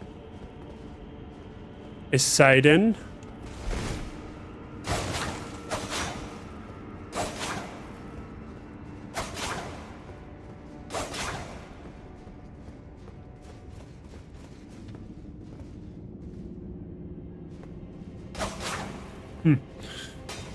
Habe ich jetzt halt ehrlich gesagt keine Ahnung, wie man da raufkommt. Von da draußen geht's, von da hinten geht's außer irgendwie, aber.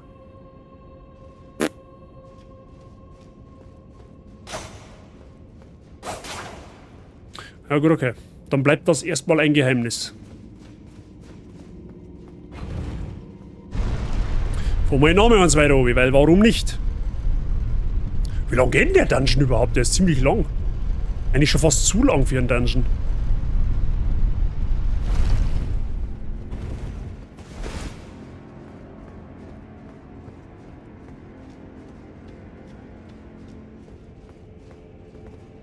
Das ist eine Statue von Marika, das heißt, jetzt haben wir neu am Ende vom Dungeon.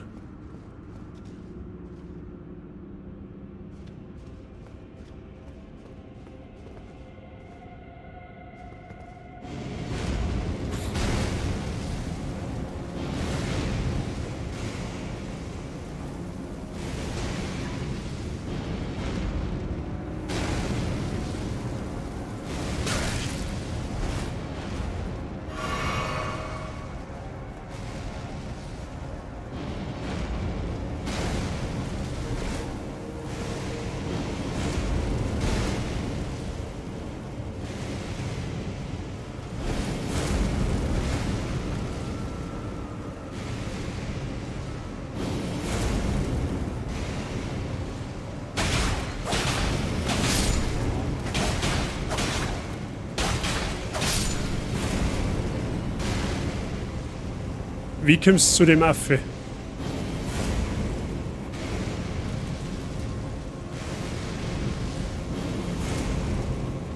Okay, ich verstehe, warum der Statue von Marika ist.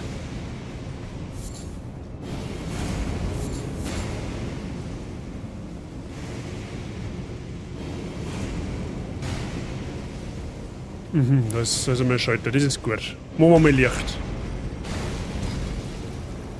Sehr gut. Gleich wird's angenehmer. Aha, und jetzt fährt der.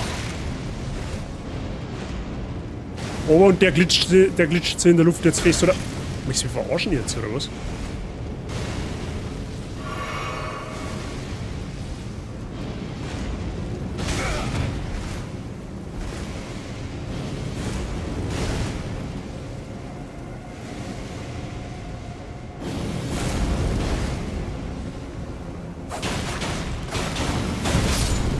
Dummes Mistviech. Große Geistertallilie. Okay, das hat sich gelohnt, wenn man den Hops nimmt.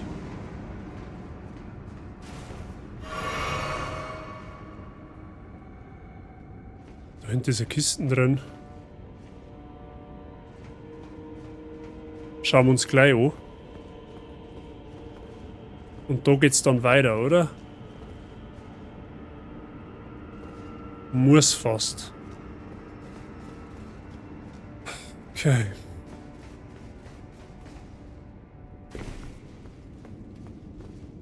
Das ist ein Leute, okay.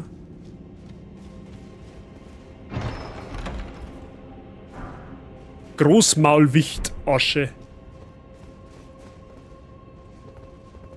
Kann mir irgendwie auch witzig vorstellen, du beschwörst die Asche und dann hast du da den Wicht da in deiner Boss-Arena und der ballert einfach am Boss über den Haufen.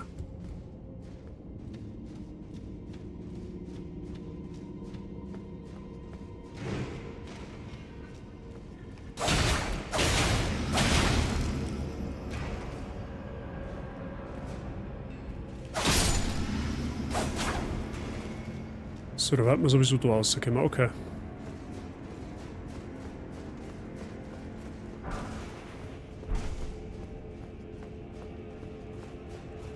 Aber cooler Dungeon.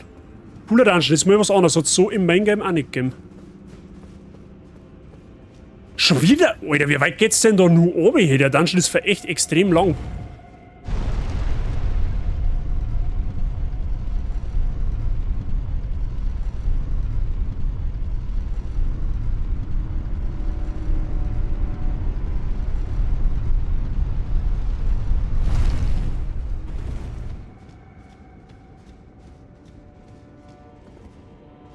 Okay, da ist der Bosskampf.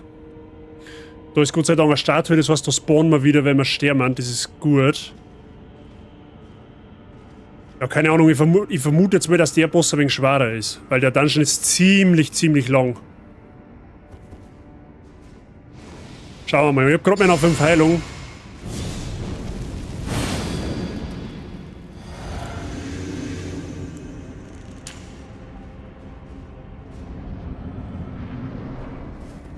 Juri, ältester Inquisitor.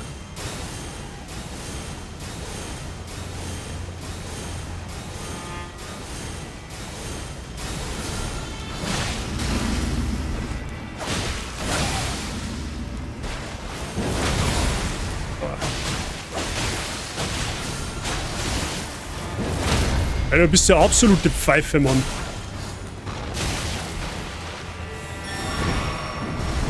Okay, das war, ich nehm's zurück.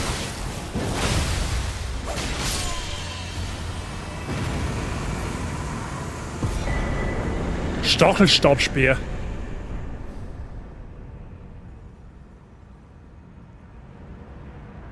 Alter, wo zum Fix sind wir denn jetzt?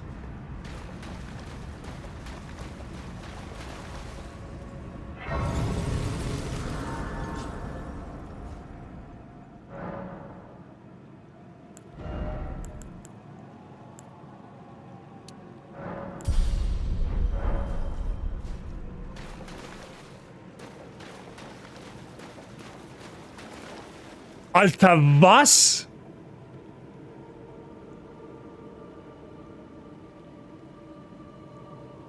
Alter, wie geil schaut denn das aus?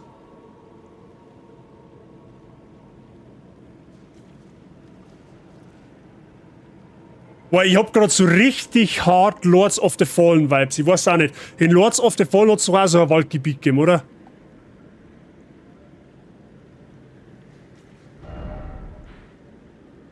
Ach, wir haben ja jetzt da erhintert.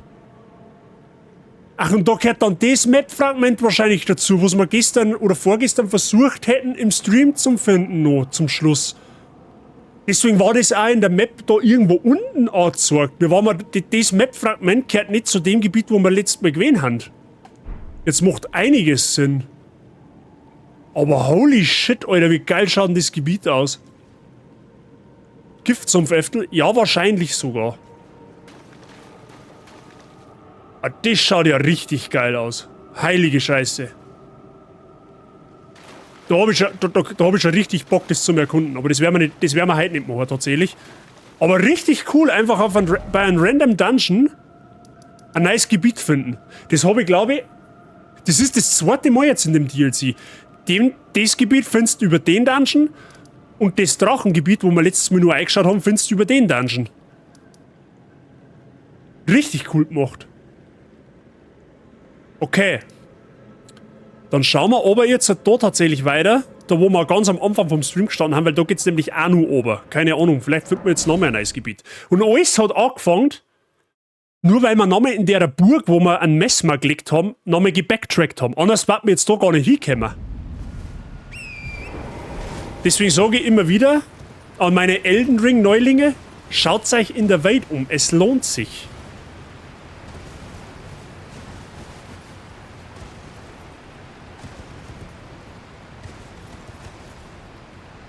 So.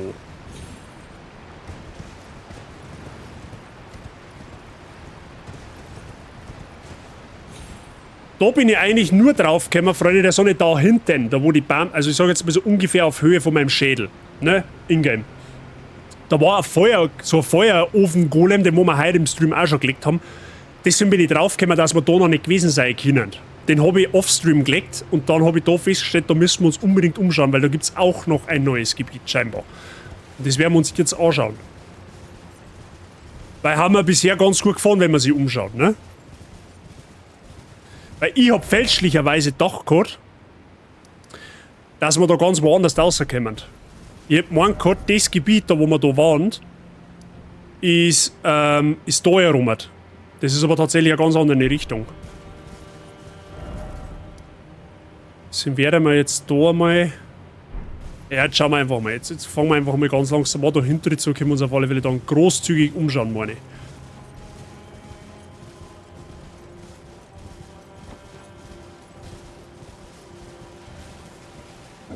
Mr. Krabs?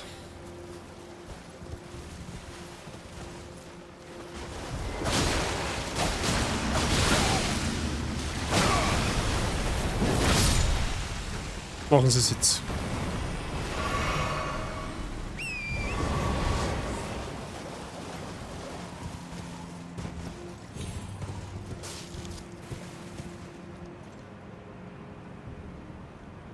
Okay, da gibt's nichts mehr. Können wir mal gerade drüber reiten, genau, okay. Wie geil es einfach ausschaut. Also optisch das DLC ist so Wahnsinn. Wie die Jassi jetzt sagen das, schön.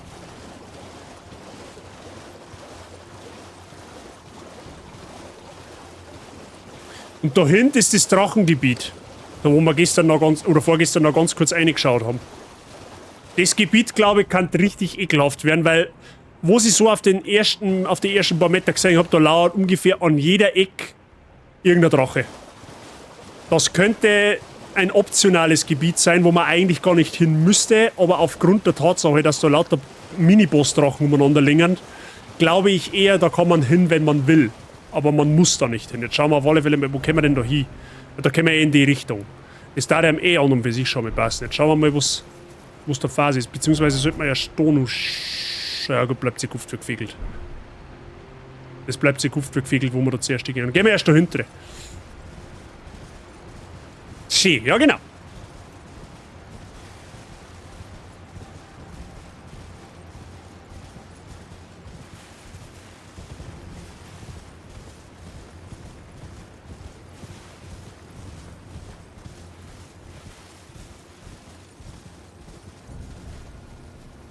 Alter, was? Himmelblau ist. Möchtest du mich verarschen oder was? Möchtest du da. Miyazaki, möchtest du, dass ich an einer Reizüberflutung stirb oder was?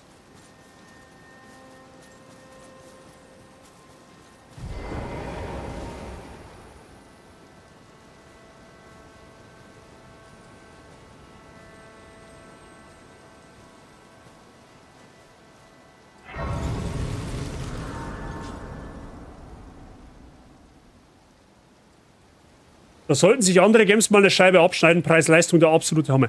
Das ist jetzt tatsächlich sogar ein guter Hinweis, Freunde der Sonne. Dieses DLC kostet 40 Euro.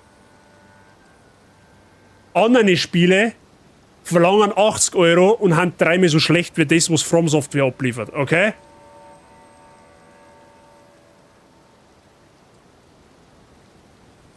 Jetzt haben wir halt zwei brutal geile Gebiete gefunden. Einmal der Wald von gerade eben, der wo richtig geil ausschaut. Und jetzt, 5 Minuten später, legit, finden wir das Gebiet. Wo haben wir da? Wo haben wir da jetzt? Da haben wir jetzt da runter, okay? Da muss aber da auch irgendwo theoretisch ein Map-Fragment geben, oder? Weil das da gehört zu dem Wald. Das haben wir, glaube ich, festgestellt. Also ich gehe mir schwer davon aus, dass das zu dem Wald gehört. Da muss aber der Teil der Map auch irgendwie noch freigeschalten werden. Aber optisch einfach eine absolute Wucht. Da kannst du sagen, was du willst. Und vor allem der Wumms läuft.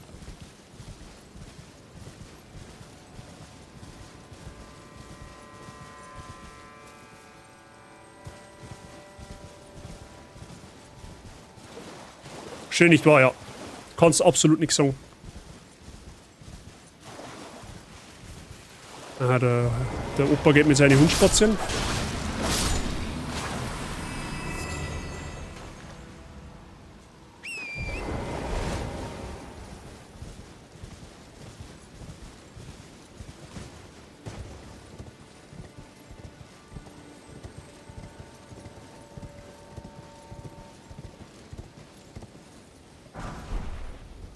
Gräbertallinie? Lilie. Okay, da ist wohl Map Ende, right?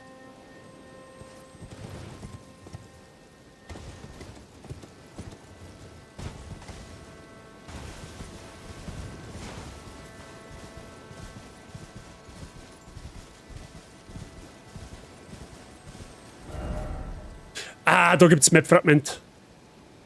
Das holen wir uns. Das Map-Fragment, das holen wir uns. Wo ist denn das? Das ist da hinten irgendwo. Das ist da ganz entert. Okay, das ist jetzt entgegengesetzt unserer Richtung. Deswegen gehen wir erst mit Donau weiter.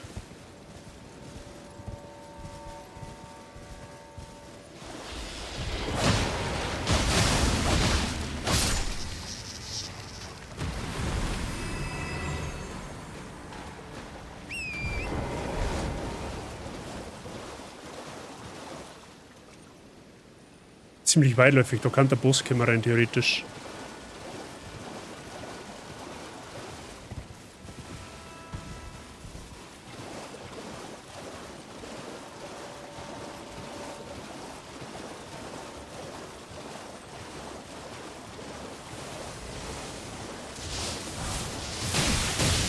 Ja, wer schießt denn da jetzt? Was war denn das jetzt? Ach, das sind so Kugelblitze, die muss. Wenn du in denen in einer Nähe kommst, dann schießen die quasi, oder wie? Oder hinter so ein Mausoleum. Dann halten wir uns da wieder von fern.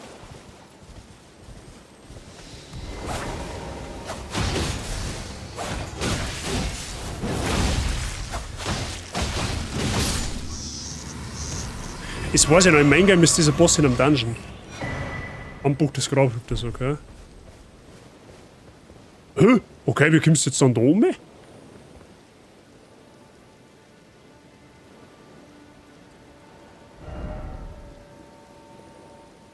Okay, da kommt man auf alle Fälle hin.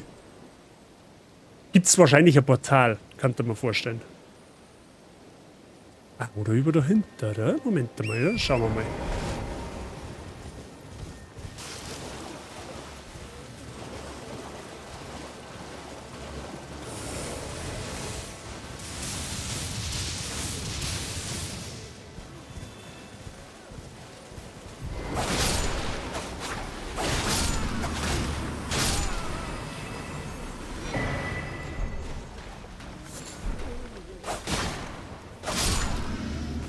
Muss ja immer die da anbeten.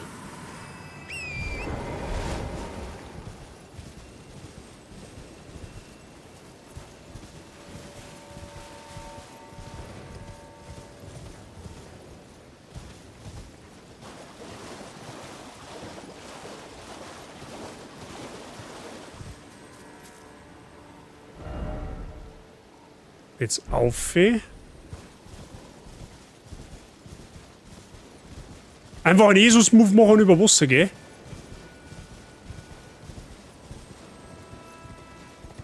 Irgendwie musst du umkommen auf alle Fälle. Und ich schätze mal, das wird über Portal funktionieren. Oder so hat der Gnade.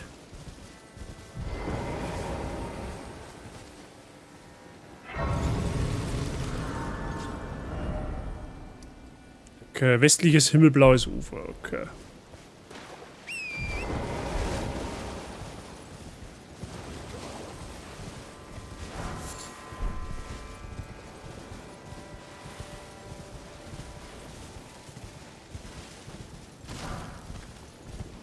Okay, da kommst du nur nach unten, aber nicht nach oben, oder? Oh, warte mal, da ist was, oder? Also jetzt sehe ich schon mal, da geht's rein. Okay, nevermind. Kommt man da auf, ey? Ich tippe jetzt mit pauschal ja.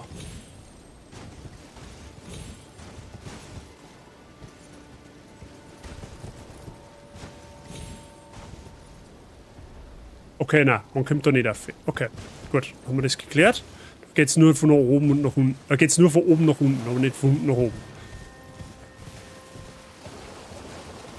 Aber wie geil das Gebiet einfach ist.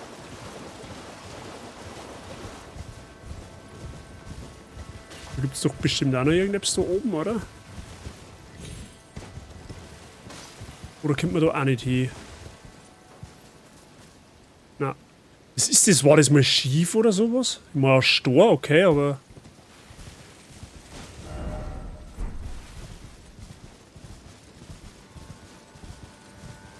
Geht's auf alle Fälle nur durch.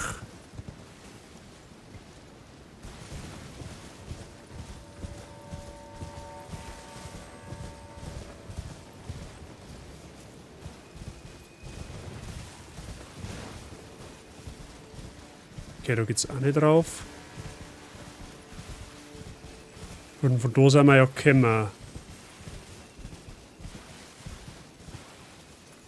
Okay, ja gut, dann gehen wir mal da hinten durch.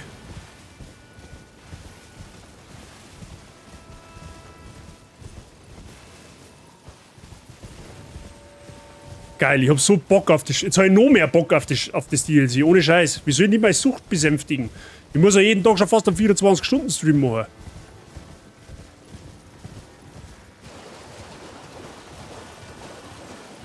Sogar From Software enttäuscht nie. Oh. Warum kann ich da meine Geisterasche rufen?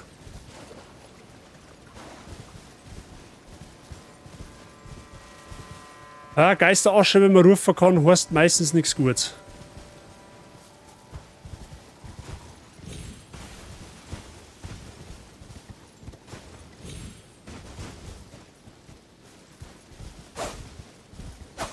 Okay. Schaut mal an, weil es so einfach aufgeht auf Random.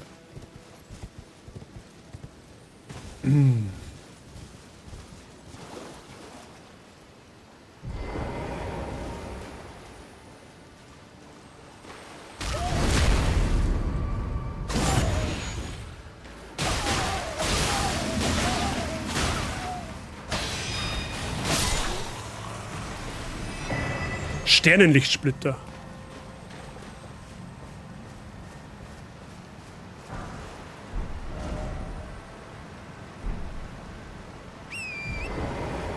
Hattel habe ich der, grüß dich, oder? Was ist fit bei dir? Wieder, wo sind wir mir?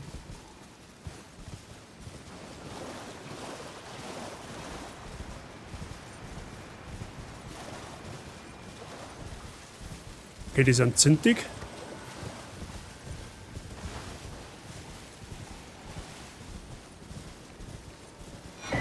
Schwert des Geistes. Hey, gehen wir stiften. Mal wurscht, ob das passt oder nicht. Vom Rockharz, Grüße zurück in den Rockharz. Ich hoffe, alles gut bei dir.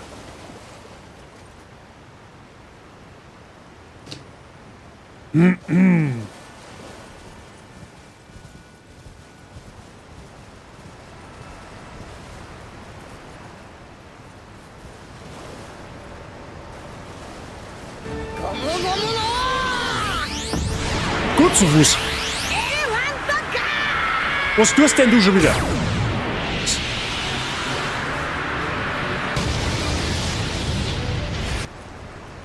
Danke dir, dass du auch der Crazy Kattel einen Sub giftest. Kattel, willkommen zurück in der Bazi-Gang. Viel Spaß mit dem Mods. Gut zu Fuß. Stop it right now. Okay, vielen lieben Dank. Das waren 2 Subs zu viel. Trotzdem merci dir. Den Support. Dankeschön. Boah, leck, wo kommt's denn hier so her?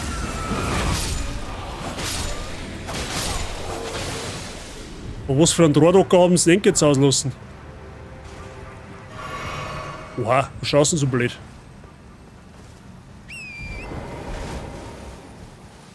Ja, damit eins klar ist, die haben mich angegriffen, gell?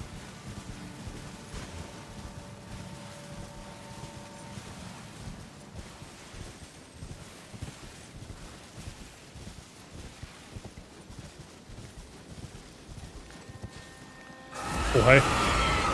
Schnauze. Finster ist, leid mich an Schlupfen. Es kommt direkt auf uns zu. Was kommt direkt auf uns zu?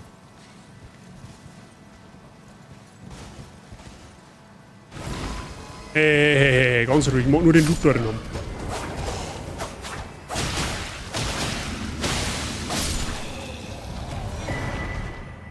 Herzlichen Glückwunsch. Das hat sich rentiert.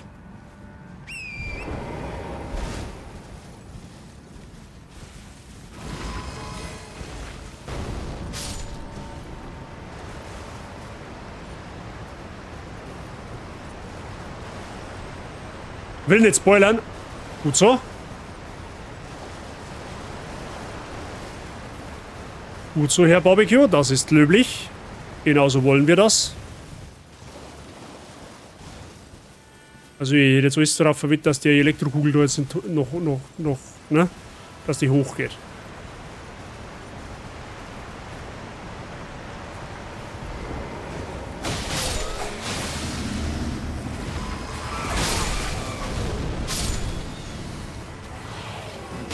Sieht man, du stirbst.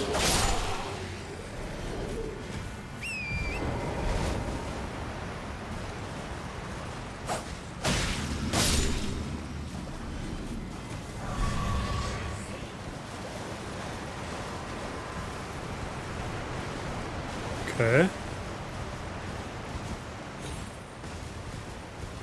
Mir geht's gut, ich mach gerade ein bisschen Pause im Zelt. Seit guter Lachs bin ich fertig wie Sau. Bisschen Rost schaut der nie auf dem Festival. Trotzdem steht, dass da gerade zu mir einer schaust. Ich hab das, glaube ich, in einem Video gesehen, wenn ich mich nicht täusche. Ah ja, herzlichen Glückwunsch. Ja, da, der Statue von Marika und, ne, ich glaube, es kommt der Boss.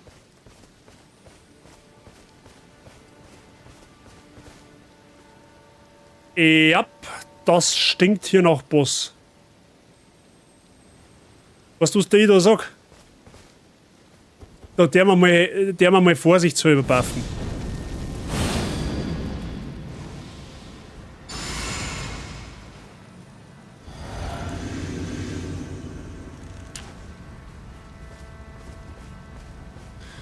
Schauen wir mal.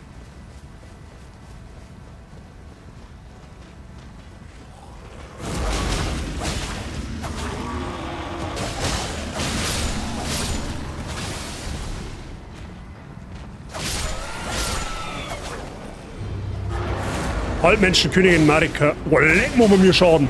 Oh ja, der Damage. Alter, bist du der Schissen.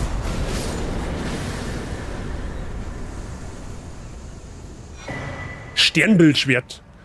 Ja, okay, ich glaube, wir haben einen leicht overpowerten Bild.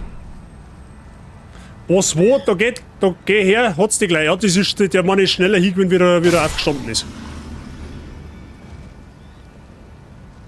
Oder habt ihr unseren Damage gesehen?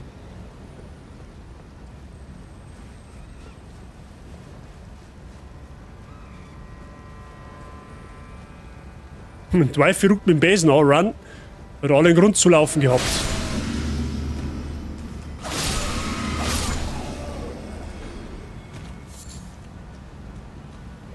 Ja, okay. Wert man das als Boss? Wert man das jetzt allen Ernstes als Boss? Buff war dezent umsonst. Hey, Vorsicht ist besser als Nachsicht, ne? Blutbefleckter Dolch und Geistergrabstein. Herzlichen Glückwunsch.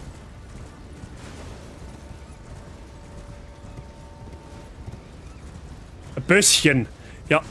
Alter, Fotzen. Du brauchst jetzt gar nicht nach Vergebung betteln. Du hättest mich nämlich auch angegriffen. Da.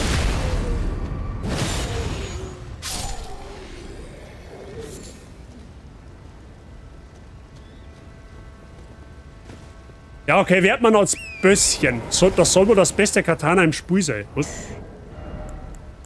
Da schauen wir aber schon einmal, gell? Ja, das war's nicht. Sternbildschwert. Das hat Blutung, hä? Und skaliert auf Weisheit. Und auf Geschick. Okay. Ja, dann haben wir quasi einen guten Loot ergattert. Oder wie sage ich das her? King of Barbecue? Oh, leck mir Arsch, da hebt's mir direkt. Wer schreit denn jetzt schon wieder? Ich hab deine Mama umgebracht, halt's Maul.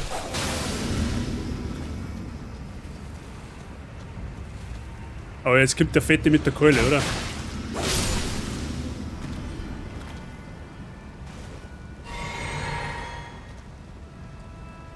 Du hast gerade deine Lieblingswaffe. Ich hab gerade deine Lieblingswaffe im DLC gefunden. Okay, dann musst du scheinbar wirklich, was ich mir hermache, die Waffen.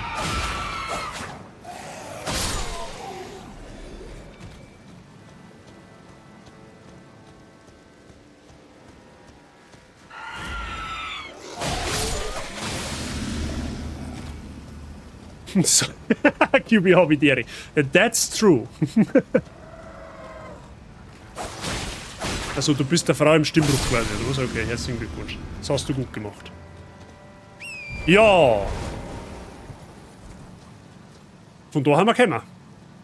Dann haben wir das Gebiet hier abgegrast, right?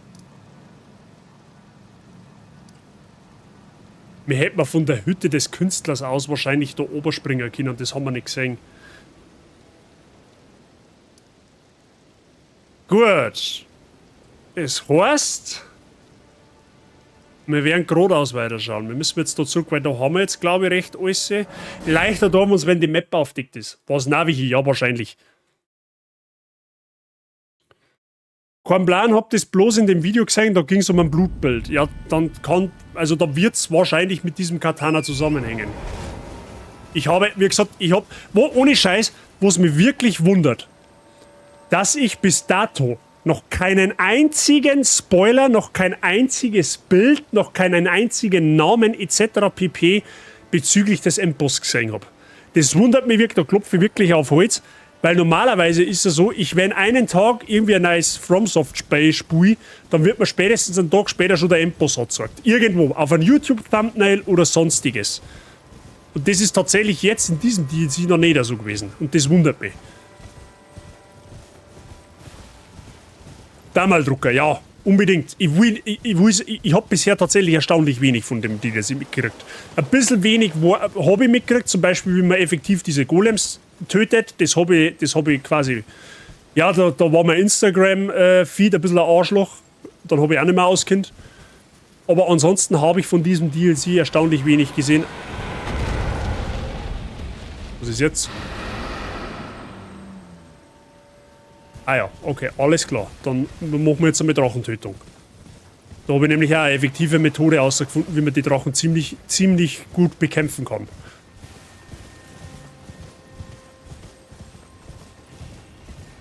Du kannst fast kotzen. Deswegen, gut, dass ich Facebook mittlerweile so derartig meide, dass das nicht mehr schön ist. Also, das nimmt mir eigentlich gar nicht mehr her. Wo war denn jetzt der Ort der Gnade? Der war doch da irgendwo, oder? Da ist er. So, Freunde der Sonne, die Drachen handhabe ich ganz einfach. Die Drachen im Spiel sind alle gleich. Könnt ihr euch vorstellen, wie im Main Game, da haben wir auch den einen oder anderen Drachen umgepimmelt. Die haben ein kleines bisschen stärker, weil sie ein wenig flinker haben und ein leicht anderes Moveset haben. Aber da kommt eine gute Mischung aus folgendem zum Einsatz. Und zwar, nehmen wir da die zwei Talismänner weg, weil die werden wir nicht brauchen. Wir rüsten diesen Talisman aus, verstärkt aufgeladene Zauber und Talente, Godfreys Ikone und wir rüsten die Scherbe vom Alexander aus. Das ist tatsächlich leider die schwächere Form vom Alexander. Das ist die Nachwirkung oder Der Nachteil, wenn man Alexander einfach tötet, du kriegst einen 10% Buff mit der Scherbe, wenn du seine Quest machst, kriegst du eine Scherbe mit 15%. Ob es die 5% letztendlich jetzt ausreißen, das weiß ich nicht. Aber mit diesem Bild fahren wir jetzt auf alle Fälle dabei, wir gehen in den Drachen und wir nehmen andere Waffen her.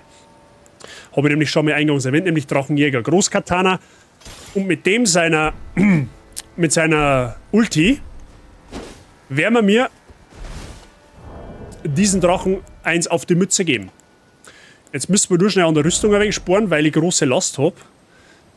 Und ich will auf mittlere Last kommen. Da nehmen wir jetzt einfach den Hut von der Relana her, weil der ist zauberhaft, habe ich mal sagen lassen. Ich habe schon ein bisschen selbst gesagt, aber das Endboss kein Kindergeburtstag ist, brauche ich da nicht sagen. Ja, das habe ich gehört. Das habe ich gehört von einigen Leuten, die wo gesagt haben, Bazi, der Endboss ist komplett geistesgestört. Also, wenn du meinst, dass du schon geistesgestörte Bosse gemacht hast, ist der Endboss noch mehr 1-2 Level drüber. Das habe ich gehört, aber gesehen tatsächlich noch nichts. Gott sei Dank. So. Und mit dieser Ulti, halt, da müssen wir aber die Flaschen umändern, weil das könnte sein, dass wir uns da dann nicht auskämmern. Und jetzt machen wir Folgendes. Das könnt ihr dann auch nachspielen, so mache ich die Drachen. Ich mache es dann auch so. Ich verteile meine Auffüllung anders. Ich mache mir 2 Mana-Tränke statt einem. Und dann gehe ich her für die Drachen. Da nehmen wir es raus. Geht auch locker ohne. So ist es nicht. Aber Rüstsenk für die Drachen einfach die Mimik aus. Die Mimik nimmt ein bisschen Feuer aus dem Ganzen. Also sofern man dort Mimik rufen kann, das weiß ich nicht. Das werden wir jetzt gleich herausfinden. Aber normalerweise sollte das gehen. Und dann geben wir mit dem Drachen ordentlich eine auf den Dülz. Ne? Wichtig, Kopf anvisieren. So, und jetzt rufen wir unser Mimik. Steigen wir vom Pferd ab. Waffen wir uns einmal durch. Ich hätte, glaube ich, 3 Mana-Tränke mitnehmen sollen.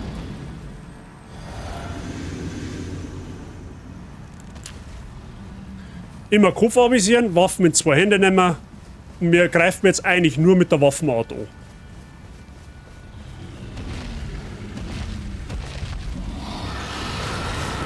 Und wir machen einen brutalen Schaden, wie ihr seht.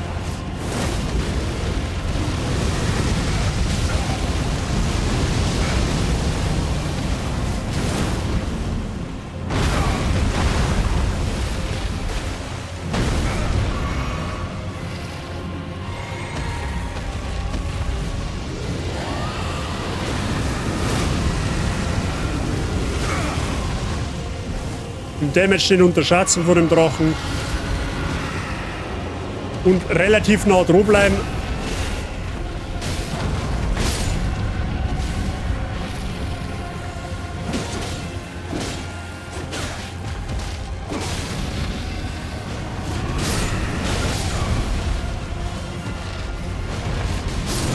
Genauso macht mein Elden Ring Drachen.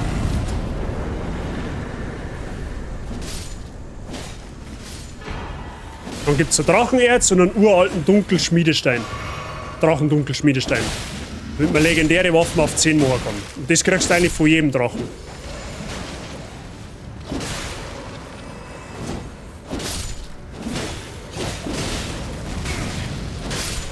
Oh, nervt's mich nicht. Scheiß Zombies.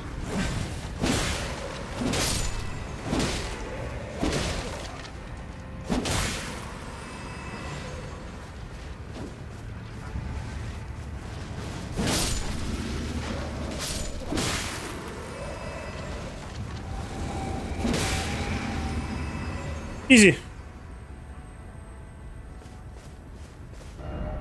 Gut. Das ist die ganze Hexerei. So habe ich Drachen gemacht im DLC bisher. Nicht dramatisch.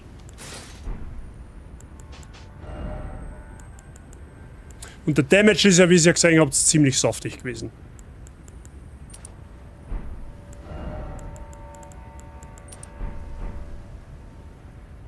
Teste mir auch, meine Lieblingswaffe wird da gefallen.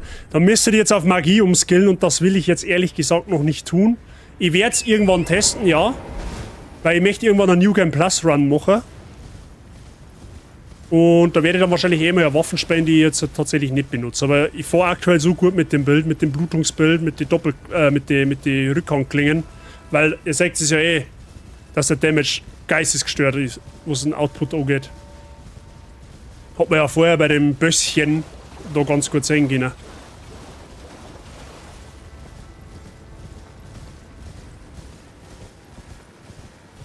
So, da müsste da hinten irgendwo das Map-Fragment sein, oder?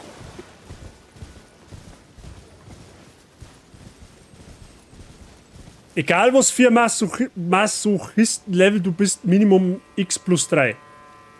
Also mein Level, wenn es jetzt das von meinem Charakter meinst, ist Level 205. Aha, da ist unser Map-Fragment, das ist gut, das nehmen wir gleich mal mit. Harte Südufer. Aha, aha, und da ist das Drachengebiet jetzt auch mit dabei. Herzlichen Glückwunsch. Na schau.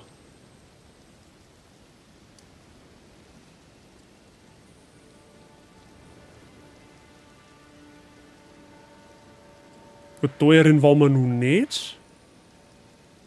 Da werden wir aber dann wahrscheinlich noch hinkommen irgendwie.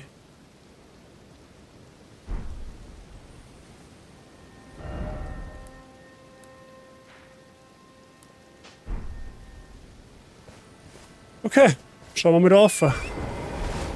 Nein, wegen dem Bus. Ach so, so meinst du. Ja, das kann schon sein. Wie gesagt, ich habe es gehört, dass der absolut nicht ohne ist. Also muss einer der krassesten Bosse sein, die From Software jemals aus dem Hut gezaubert hat. Und das heißt was. Ich kann mittlerweile alle Waffen spielen, mein Level ist dafür schon hoch genug. Ich muss zum Glück nicht mehr umscannen, außer die Magie-Sachen, aber spiele eh keinen Magier. Okay, ja gut. Ich kann, glaube ich, an und für sich auch schon jedes Bild bauen. Aber ich muss halt nur umskillen. Okay, das ist ein Kreuz vom Mikela. Unerort der Gnade, das ist gut. Skadudel-Manudel, perfekt.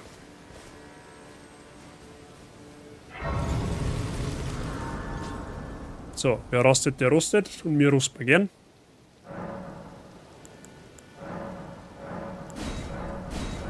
Jetzt haben wir da schon Stufe 11.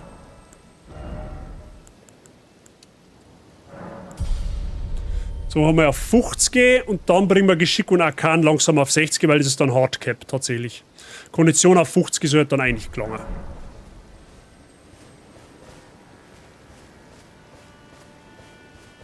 Ja, da ist ein Riesendrache dahinter.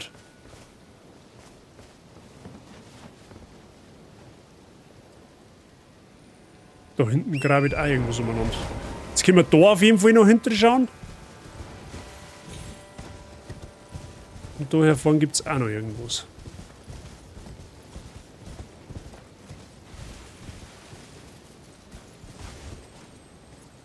Das ist ein Strand. Das ist aber nicht der Strand, wo wir vorher gekämpft haben, oder? Warte mal, kommt man da hin?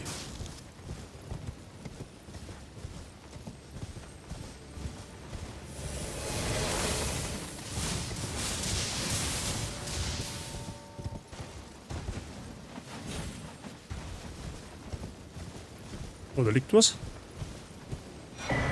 Handbuch des Schülers von Santrina. Das war Schlüsselgegenstand.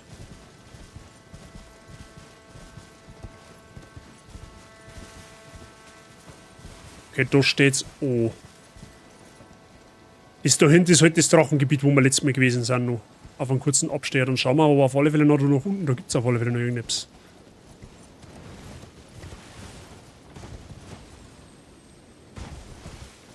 Und dann können wir den Spitz vorne auskundschaften.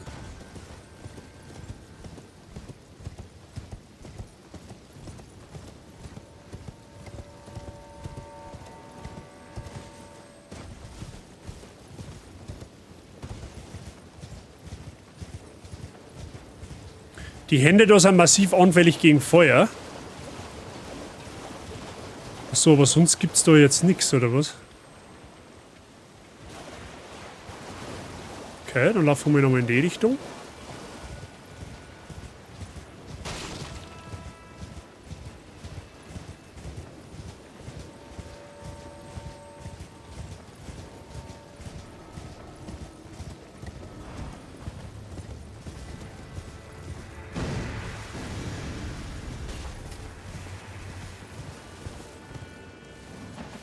Okay.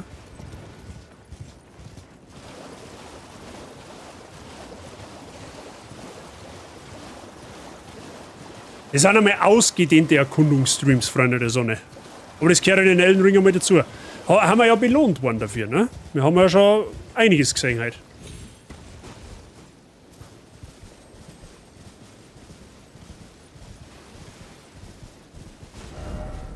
So, da geht's jetzt da entlang. Kimmst wahrscheinlich da auch in das Drachengebiet rein.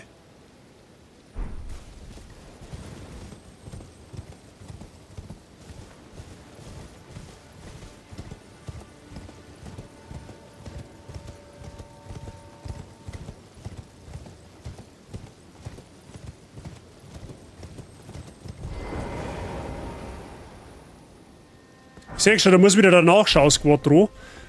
Mr. QB heute tatsächlich.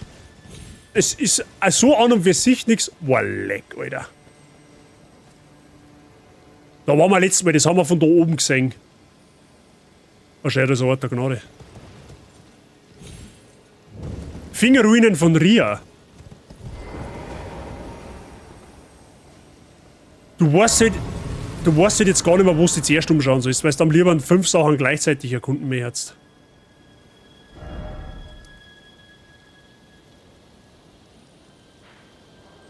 Und da hinter meine waren wir gestern fast. Ich glaube, da lauert Böses hier. Da kommst du mit Sicherheit irgendwie hin, weil wir waren gestern da herum schon irgendwo. Also wir haben ja irgendwo in der Richtung da gewesen, da war halt die Map noch verdeckt. Aber ich glaube, dass wir da um die Richtung da ungefähr waren. Und wenn das da schon so im Nebel gehüllt ist, weiß ich nicht.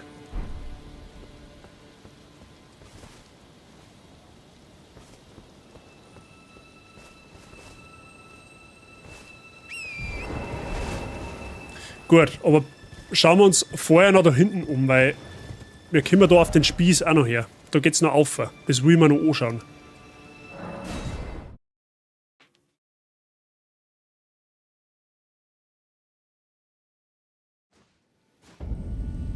Zwei Dungeons übersehen. Ja, das passiert recht schnell. Schöne Grüße an mein zukünftiges Ich. Ich ramm dein Zimmer auf, du und ramm dein Zimmer auf, du Faulsackel. Schöne Grüße auch an dein zukünftiges Ich. Vom Vergangenheits-Bazi und vom Vergangenheits-QB. Ramm dein Zimmer auf, du faules Stück. Entschuldige, so wollen wir jetzt nicht mehr lassen. Von so selten in Vergangenheit gerissen. Gut, schauen wir den Zipfel da hinten auf und der Insel, da gibt's doch bestimmt auch noch irgendwas Besonderes.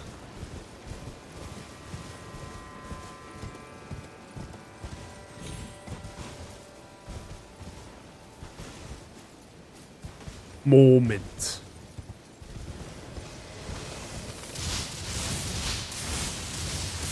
Sei doch froh, dass da Kisten ist.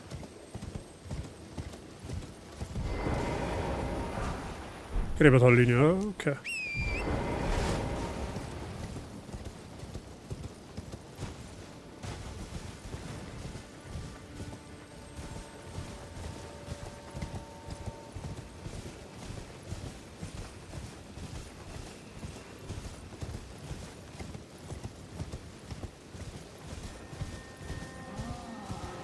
Aha. Au! Sakrament haben die schon. Oh nein, der wirft mit Töpfen. Oh nein, der wirft mit Töpfen. Oh nein, der wirft mit Töpfen. Oh nein! Mit Frosttöpfen auch noch. Du grintiges Arschloch, du. Hast du überhaupt keinen Anstand nicht.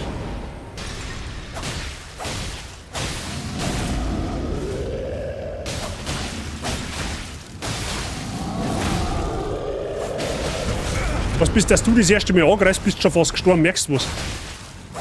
Du darfst jetzt an deiner Strategie mal was ändern.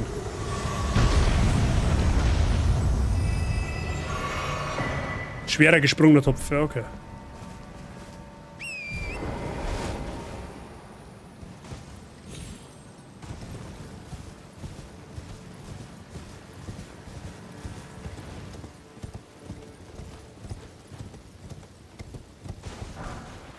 Wieder Gräbertallilie.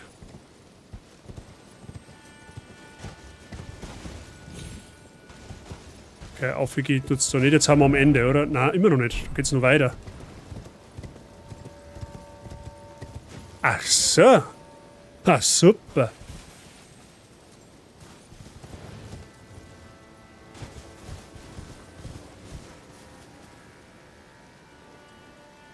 Freunde, das ist mir viel zu offen, als dass da nichts erkannt. Gut, auf der anderen Seite ist da nirgendwo eine Statue.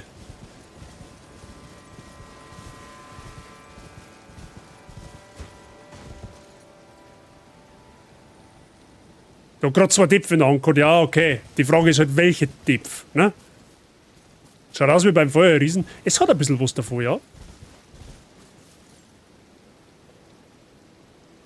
Gut, was dagegen spricht hat, dass da ein Boss kommt, ist, weil man keine Geisterasche nicht rufen kann. Ne? Das spricht aber ein wenig dagegen. Aber es würde mich wundern, wenn hier nichts ist. Da ist schon die Statue, meine, oder? Achso, nein, das ist ja grob, okay.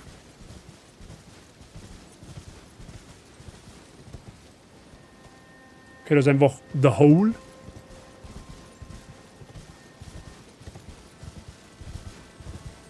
So geil gemacht, ohne Witz.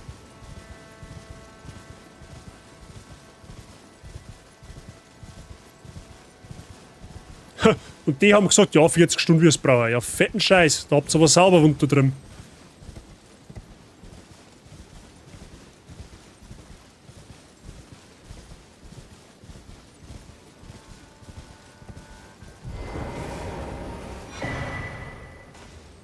Okay, nochmal so ein Handbügel.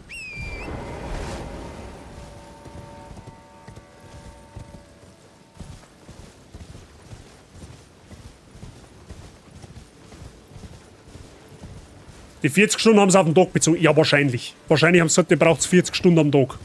Wenn es Progress haben möchtet. So ungefähr. Das könnte durchaus möglich sein. Oder von mir aus noch 40 Stunden in der Woche.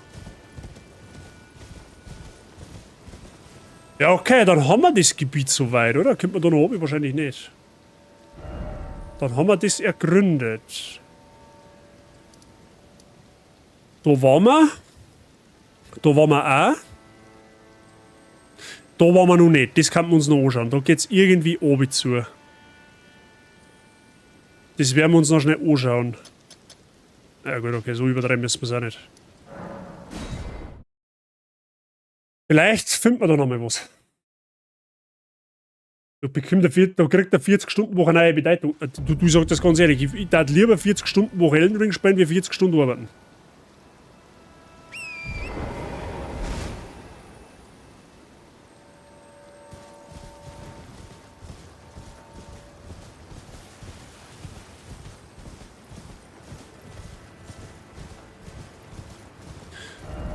Ah, das ist jetzt in die andere Richtung, da wo wir vorher... Ah, so, ja, okay, verstehst schon. Das ist jetzt in die Richtung um mich. So, gegen Kobabis ist, werden wir uns auch noch anschauen. Das hilft jetzt nichts. Wir lassen da nichts liegen. Was allein das? Wenn noch mal einer irgendwie der Meinung ist, From Software macht keine hübschen Spiele, Leute, dann kann ich nicht helfen. Dann, weiß ich nicht, habt ihr was an die Augen, dann geht's zu einem Optiker oder was weiß ich was. Aber From Software und schöne Spiele und stimmige Welten zu machen, die sind ein Meister mittlerweile in dem Genre. Und Habitäre. Erst mal einen kleinen Tipp geben. Es kommt drauf an. Es kommt drauf an. Die 40 Stunden haben wir die ersten paar Bosse, wenn man an der Level ist. Ja.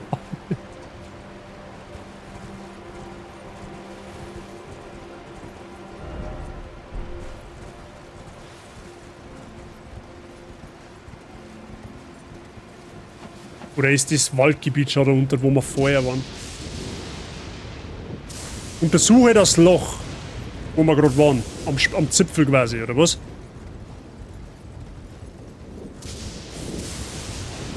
Warum blitzt es denn da jetzt schon wieder? Noch gar nichts gemacht.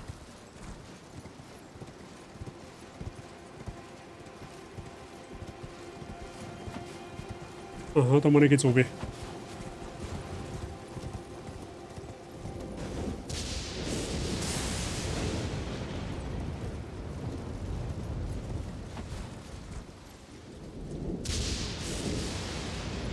Oh nein, da verrecke ich gnadenlos. Da geht's nicht oben.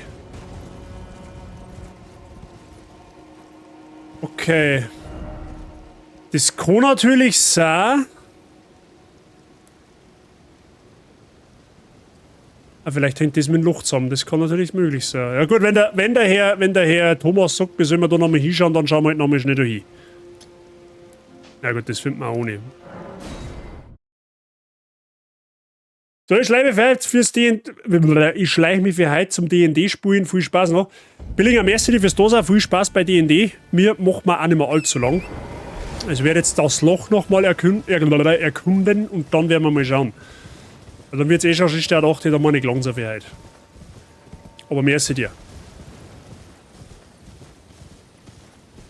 Freunde der Sonne, wenn das kein erfolgreicher Erkundungsstream heute war, dann weiß ich es halt auch nicht.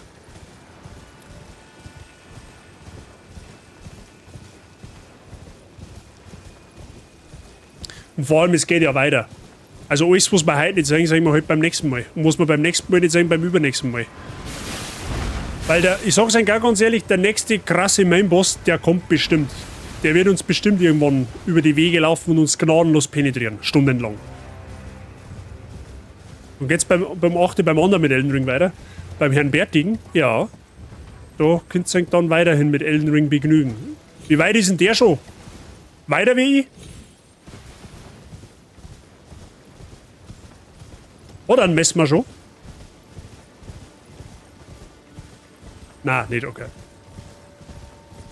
So, der Herr Thomas sagt, wir sollen uns da mal genauer umschauen. Das Gammelfleisch.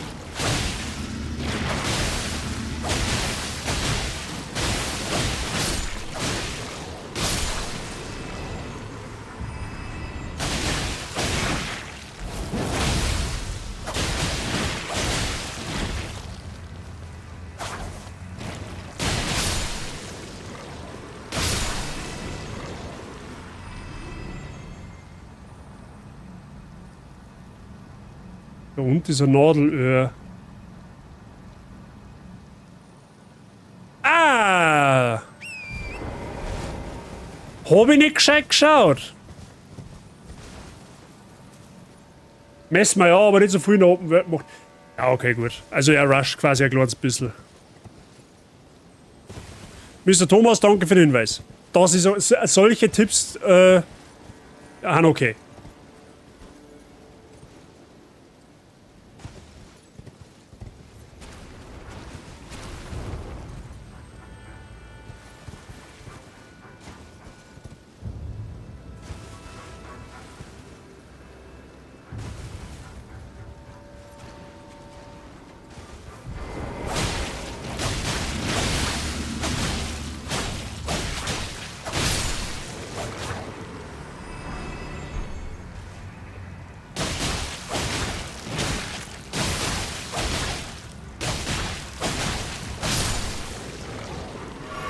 So, mal eine sippen, damit nichts passiert.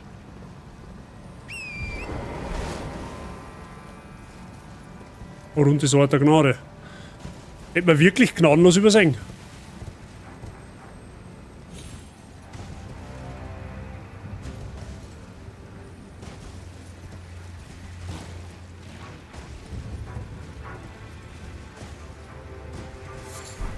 Tiefviolette Lilie. Okay, wo haben wir da jetzt?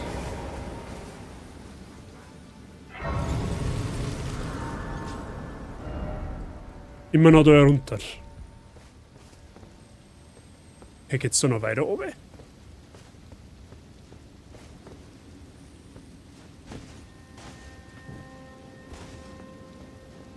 Okay, noch weiter oben geht's jetzt da nicht. Okay. Da macht gewiss das Endboss-Schwert vom Elbenbiest Spaß. Ja, mit dem kannst du ziemlich gut Runen farmen. Wenn's pressiert.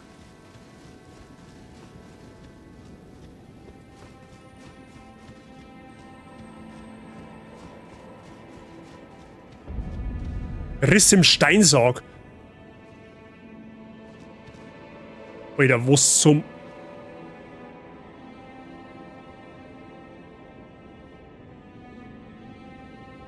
Das Spiel ist einfach so ein Wahnsinn. Mir tut so stark für die Menschen leid, die wo einfach ja, die muss ich in dem Souls-Genre einfach nicht sagen, weil die verpassen so unfassbar gute Spiele, das ist Wahnsinn.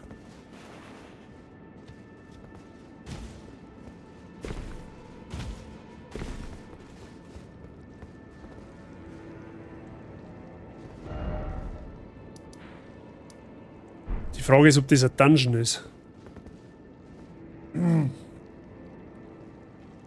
Sigi, ich möchte einen Grüß Gott Sound. Habitäre, den kriegst du. Schick mir ein GIF und einen Sound deiner Wahl, nicht länger wie 6 Sekunden, wenn es geht, per Discord zu. Dann werde ich versuchen, den bis zum nächsten Mal einzurichten. Grüß dich Gott. Oh, heute gehen Kanalpunkte drauf. Der Billinger in der Hall of Fame. Du mit dem Welcome Sound. Da geht etwas.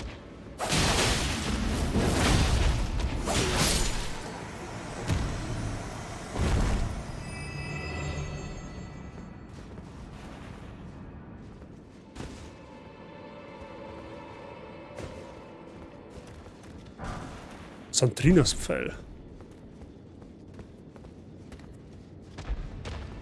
Yo, what up?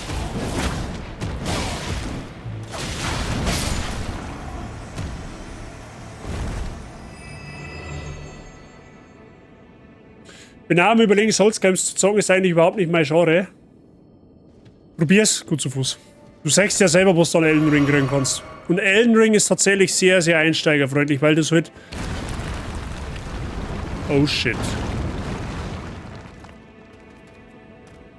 Weil es halt mehrere Möglichkeiten gibt, das Spiel einfacher zu machen.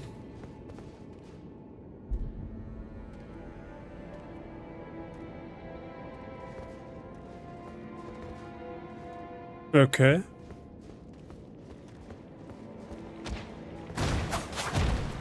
Ah.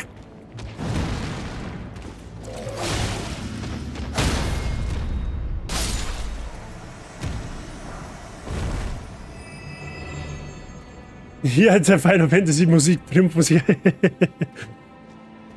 Und noch Elden Ring Sekiro. Du wärst locher, ich plane einen Run in Sekiro.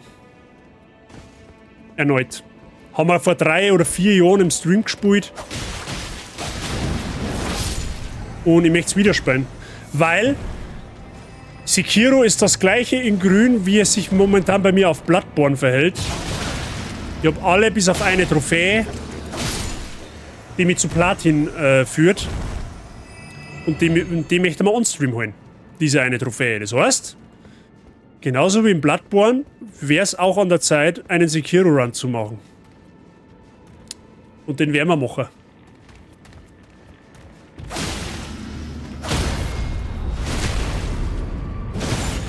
Demon's Souls ist schwarz zum Anfangen, Mr. King of Barbecue. Dann würde ich Ihnen meinen YouTube-VOD-Kanal ans Herz legen. Da haben wir einen Demon's Souls Platin Run gestartet.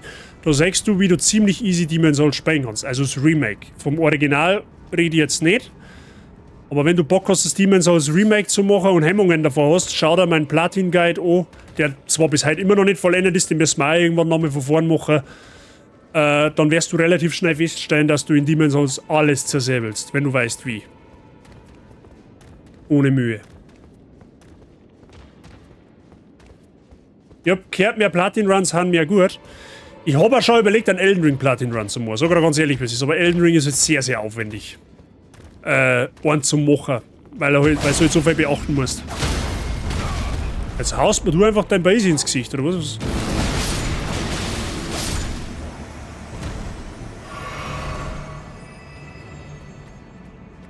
Ich habe zwar keine Ahnung, wo wir hin müssen, aber das werden wir schon herausfinden.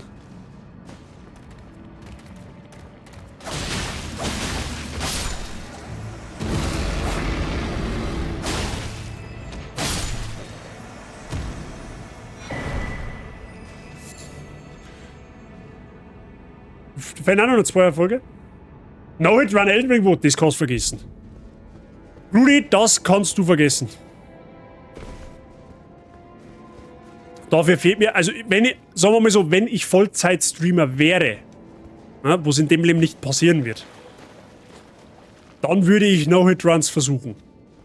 Zwar jetzt vielleicht nicht in Elden Ring, sondern von mir aus in Sekiro oder sowas, aber für einen No-Hit-Run brauchst du unfassbar viel Zeit.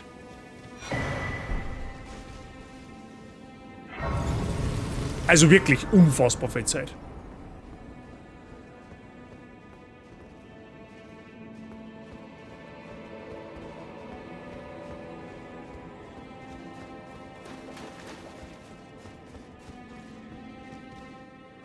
Gütiger Mikkeller, ich sehe, ihr habt etwas weggeworfen, das hättet ihr unter keinen Umständen tun sollen. Wie wollt ihr denjenigen Erlösung bieten, die nicht zu retten sind, wenn ihr nicht einmal euer anderes selbst retten konntet?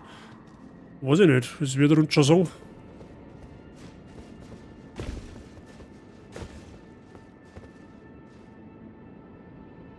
Wenn man überlegt, wir haben von da hinten gekommen.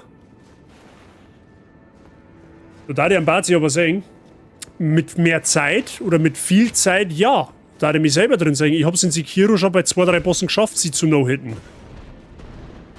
Also in meiner Sekiro Prime, so muss ich sagen. Ich habe jetzt Sekiro auch bestimmt schon 3 oder 4 Jahre nicht mehr gespielt. Müssen jetzt auch erst wieder üben, aber an und für sich hätte das funktionieren können.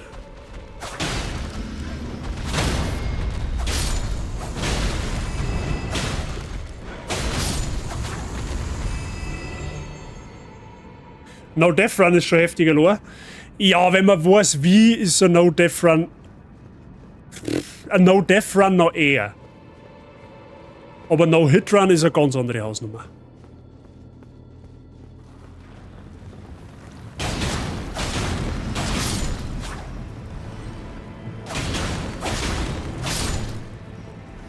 Die Dinger haben in dem Main-Gap eigentlich nur bei Siegelgefängnissen.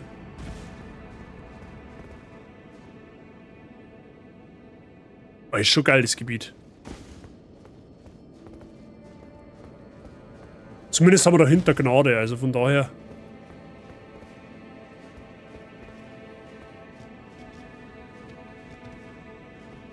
Gut, das muss ich nicht riskieren, das können wir so auch machen.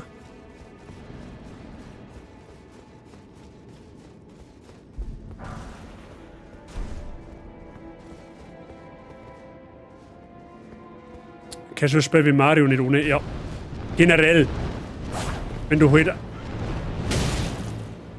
Kannst du, Wichsvogel, bitte mal landen? Dankeschön.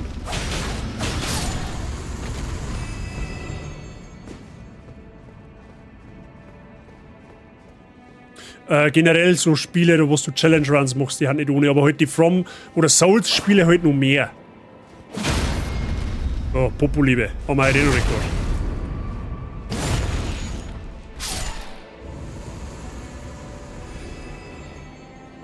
Also ich habe meinen höchsten Respekt vor den Leuten, die das machen und können.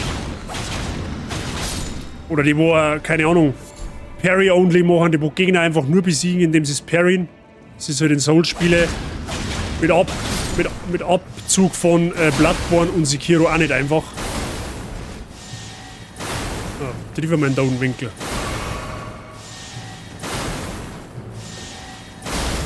Au.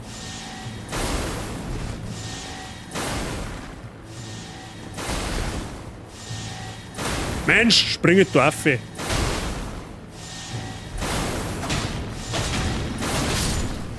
Maul halten, du Kugelkopf.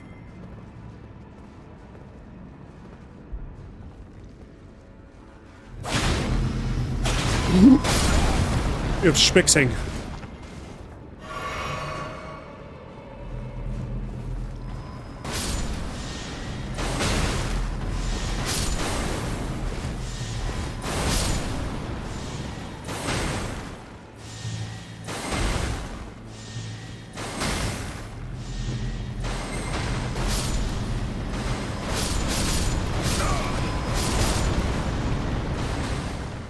Was zum Fick, Alter?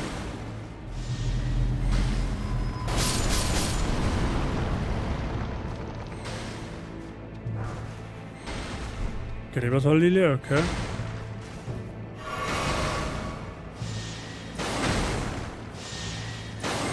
Jetzt bringe ich einen um, der wo sich so auffällt, da rennt.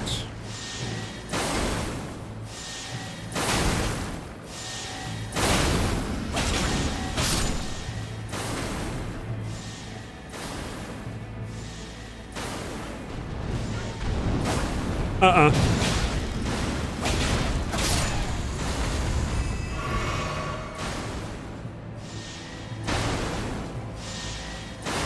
Er ist ja noch nicht hier, der Hund jetzt, oder was? Was mich viel mehr triggert, sind Leute, die solche Spiele speedrunnen. Ich frage mich immer, wie komme ich da drauf? Ja, auch durch... Die nehmen in der Regel das komplette Spiel auseinander, also den ganzen Datacode. und kommen dann irgendwie da drauf, dass man es glitschen kann. Ist heftig, wenn du total was für einen Scheiß sagst. Muss man auch ganz ehrlich sagen. Wie gesagt, ich hab meinen höchsten Respekt vor Leuten, die sowas machen und sowas können. Ohne Wenn und Aber.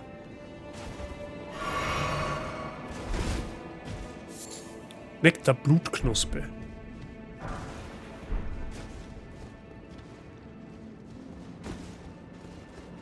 Okay, das sind die neuen Wichsviecher in dem Spiel.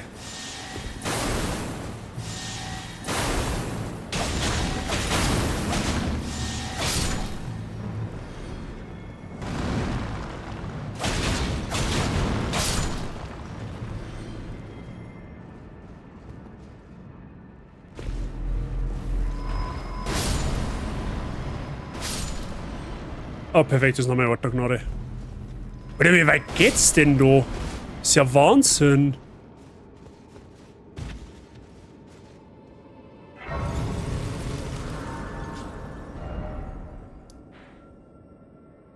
Wir haben einfach... Es gibt aber keinen Untergrund von der Map. Ich kann mir aber vorstellen, dass man eventuell dann da rauskommt. Es ist ja die Insel, die wo wir vorher gesehen haben, oder? Achso, nein, das war da ja rennt. Das war da ja rum. Na gut, anyway. Wenn schon bei unfair schwer sind, kennst du Ninja Gaidens 3 Razor's Edge? Ninja Gaiden sagt man tatsächlich schon was, aber gespielt habe ich es tatsächlich noch nie selber. Jetzt snacken wir uns auf alle Fälle noch einen Aufstieg auf Süß.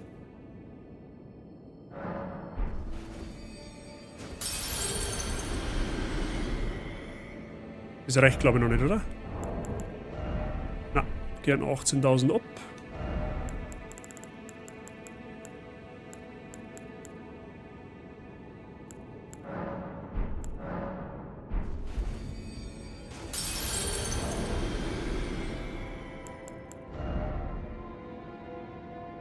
$100.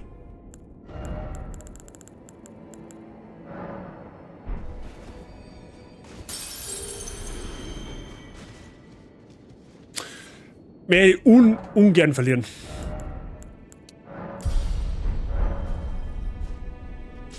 Gut, Freunde der Sonne, ich sag's Ihnen aber, wie es ist. Da machen wir für heute einen Cut. Hier und vielleicht auch woanders schauen wir uns beim nächsten Mal um. Wann der nächste Stream sein wird, das weiß ich noch nicht hundertprozentig. Eventuell morgen. Eventuell Freitag auf keinen Fall, weil Freitag spielt Deutschland. Also da werde ich nicht live sein. Außer vielleicht spontan mittags, glaube ich aber eher nicht. Rechne jetzt einmal eher vorsichtig mit Samstag damit, okay? Dass wir Samstag oder Sonntag irgendwann einen Stream eindreschen. Das kriegen wir auf alle Fälle hin. Ich werde die Woche mit Sicherheit nochmal live gehen. Okay?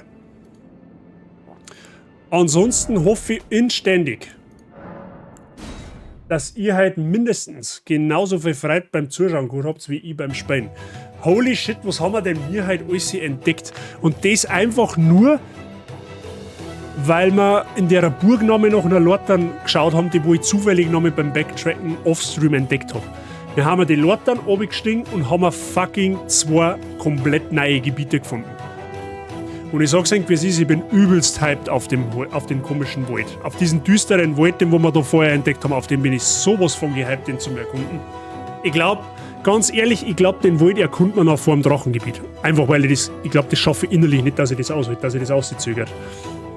Das ist so, der schaut so geil aus, so richtig dunkel, so richtig düster, wie Düsterwald von Herr der Ringe oder von Hobbit, so besser gesagt, habe ich absolut was dafür. Also, schauen wir mal.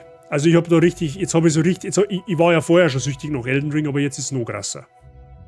Und jetzt ist es halt einfach noch krasser. Elden Ring, offizieller Weltrekord liegt bei 8 Minuten 56 Sekunden, aber nicht glitchless, oder? Wie noch krasser? Ich hab einfach jetzt, also quasi, ich hab schon 12 von 10 Bock gehabt auf Elden Ring und jetzt habe ich 15 von 10 Bock auf das Elden Ring DLC. Einfach, allein das Gebiet, das Waldgebiet, was wir da gefunden haben, das hat so viel rausgerissen. Da haben wir den gibt's das. Also, wie gesagt, ich hoffe, ihr seid beim nächsten Mal auch wieder dabei und ich hoffe, ihr seid genauso gehypt wie ich. Mr. John Sigi, nochmal der Hinweis an dich. Los mal dein Welcome-Sound zukommen. Ich werde jetzt noch on-stream, weil das habe ich damals bei der Yassi vor ein paar Tagen auch gemacht. Das werde ich jetzt beim Mr. Billinger ebenfalls tun. Ich werde jetzt on-stream, im Flyby, jetzt mal, einen Billinger in die Hall of Fame von der Bazi Gang aufnehmen, okay? Wir müssen schauen, wo haben wir es denn? Da ist Hall of Fame. Der Mr. Billinger. Sind schon dabei bei der Musik. Herzlichen Dank nochmal an der Stelle. Ich hoffe, du kommst jetzt nicht aus dem Lurker, außer das möchte ich jetzt eigentlich nicht, aber... Na, wenn schon, denn schon. Jetzt könnt ihr aber direkt da gleich noch schauen, ob meine Mods schon brav die Requests... Aha, der mal wieder nicht. Ich sag's eh. So, Hall of Fame von der Yassi haben wir 100.000 weniger, vom Billinger haben wir 100.000 weniger, das vom Sigi lassen wir noch offen. Okay. Gut. Ich schaue jetzt mal schnell, wer live ist, Freunde der Sonne. Zu wen ich eigentlich noch schicken kann.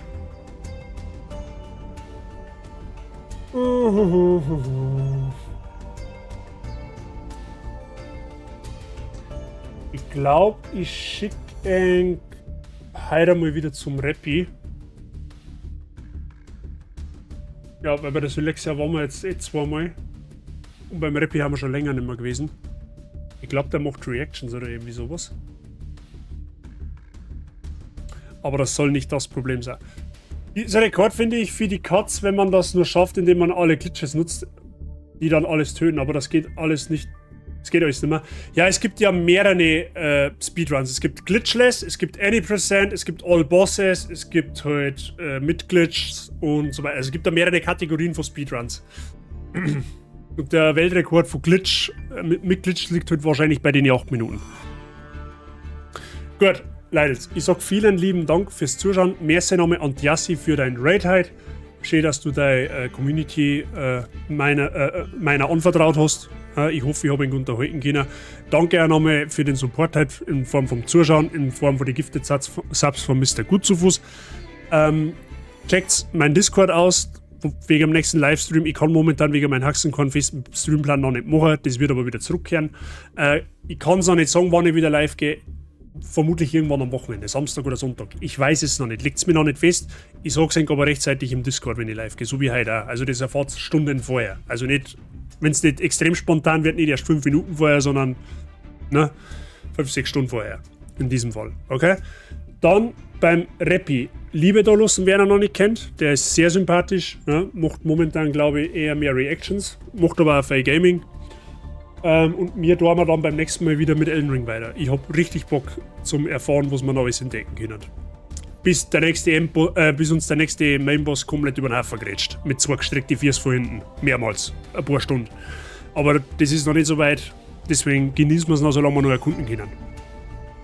In diesem Sinne, Leute, wünsche ich einen schönen Mittwochabend. Eine schöne Restwoche sollten wir uns nicht mehr hören. Und viel Spaß beim Rappi noch und nochmal Merci für alles. Okay, in diesem Sinne, haut euch eine. Bis die Tage. Servus, pfiat euch.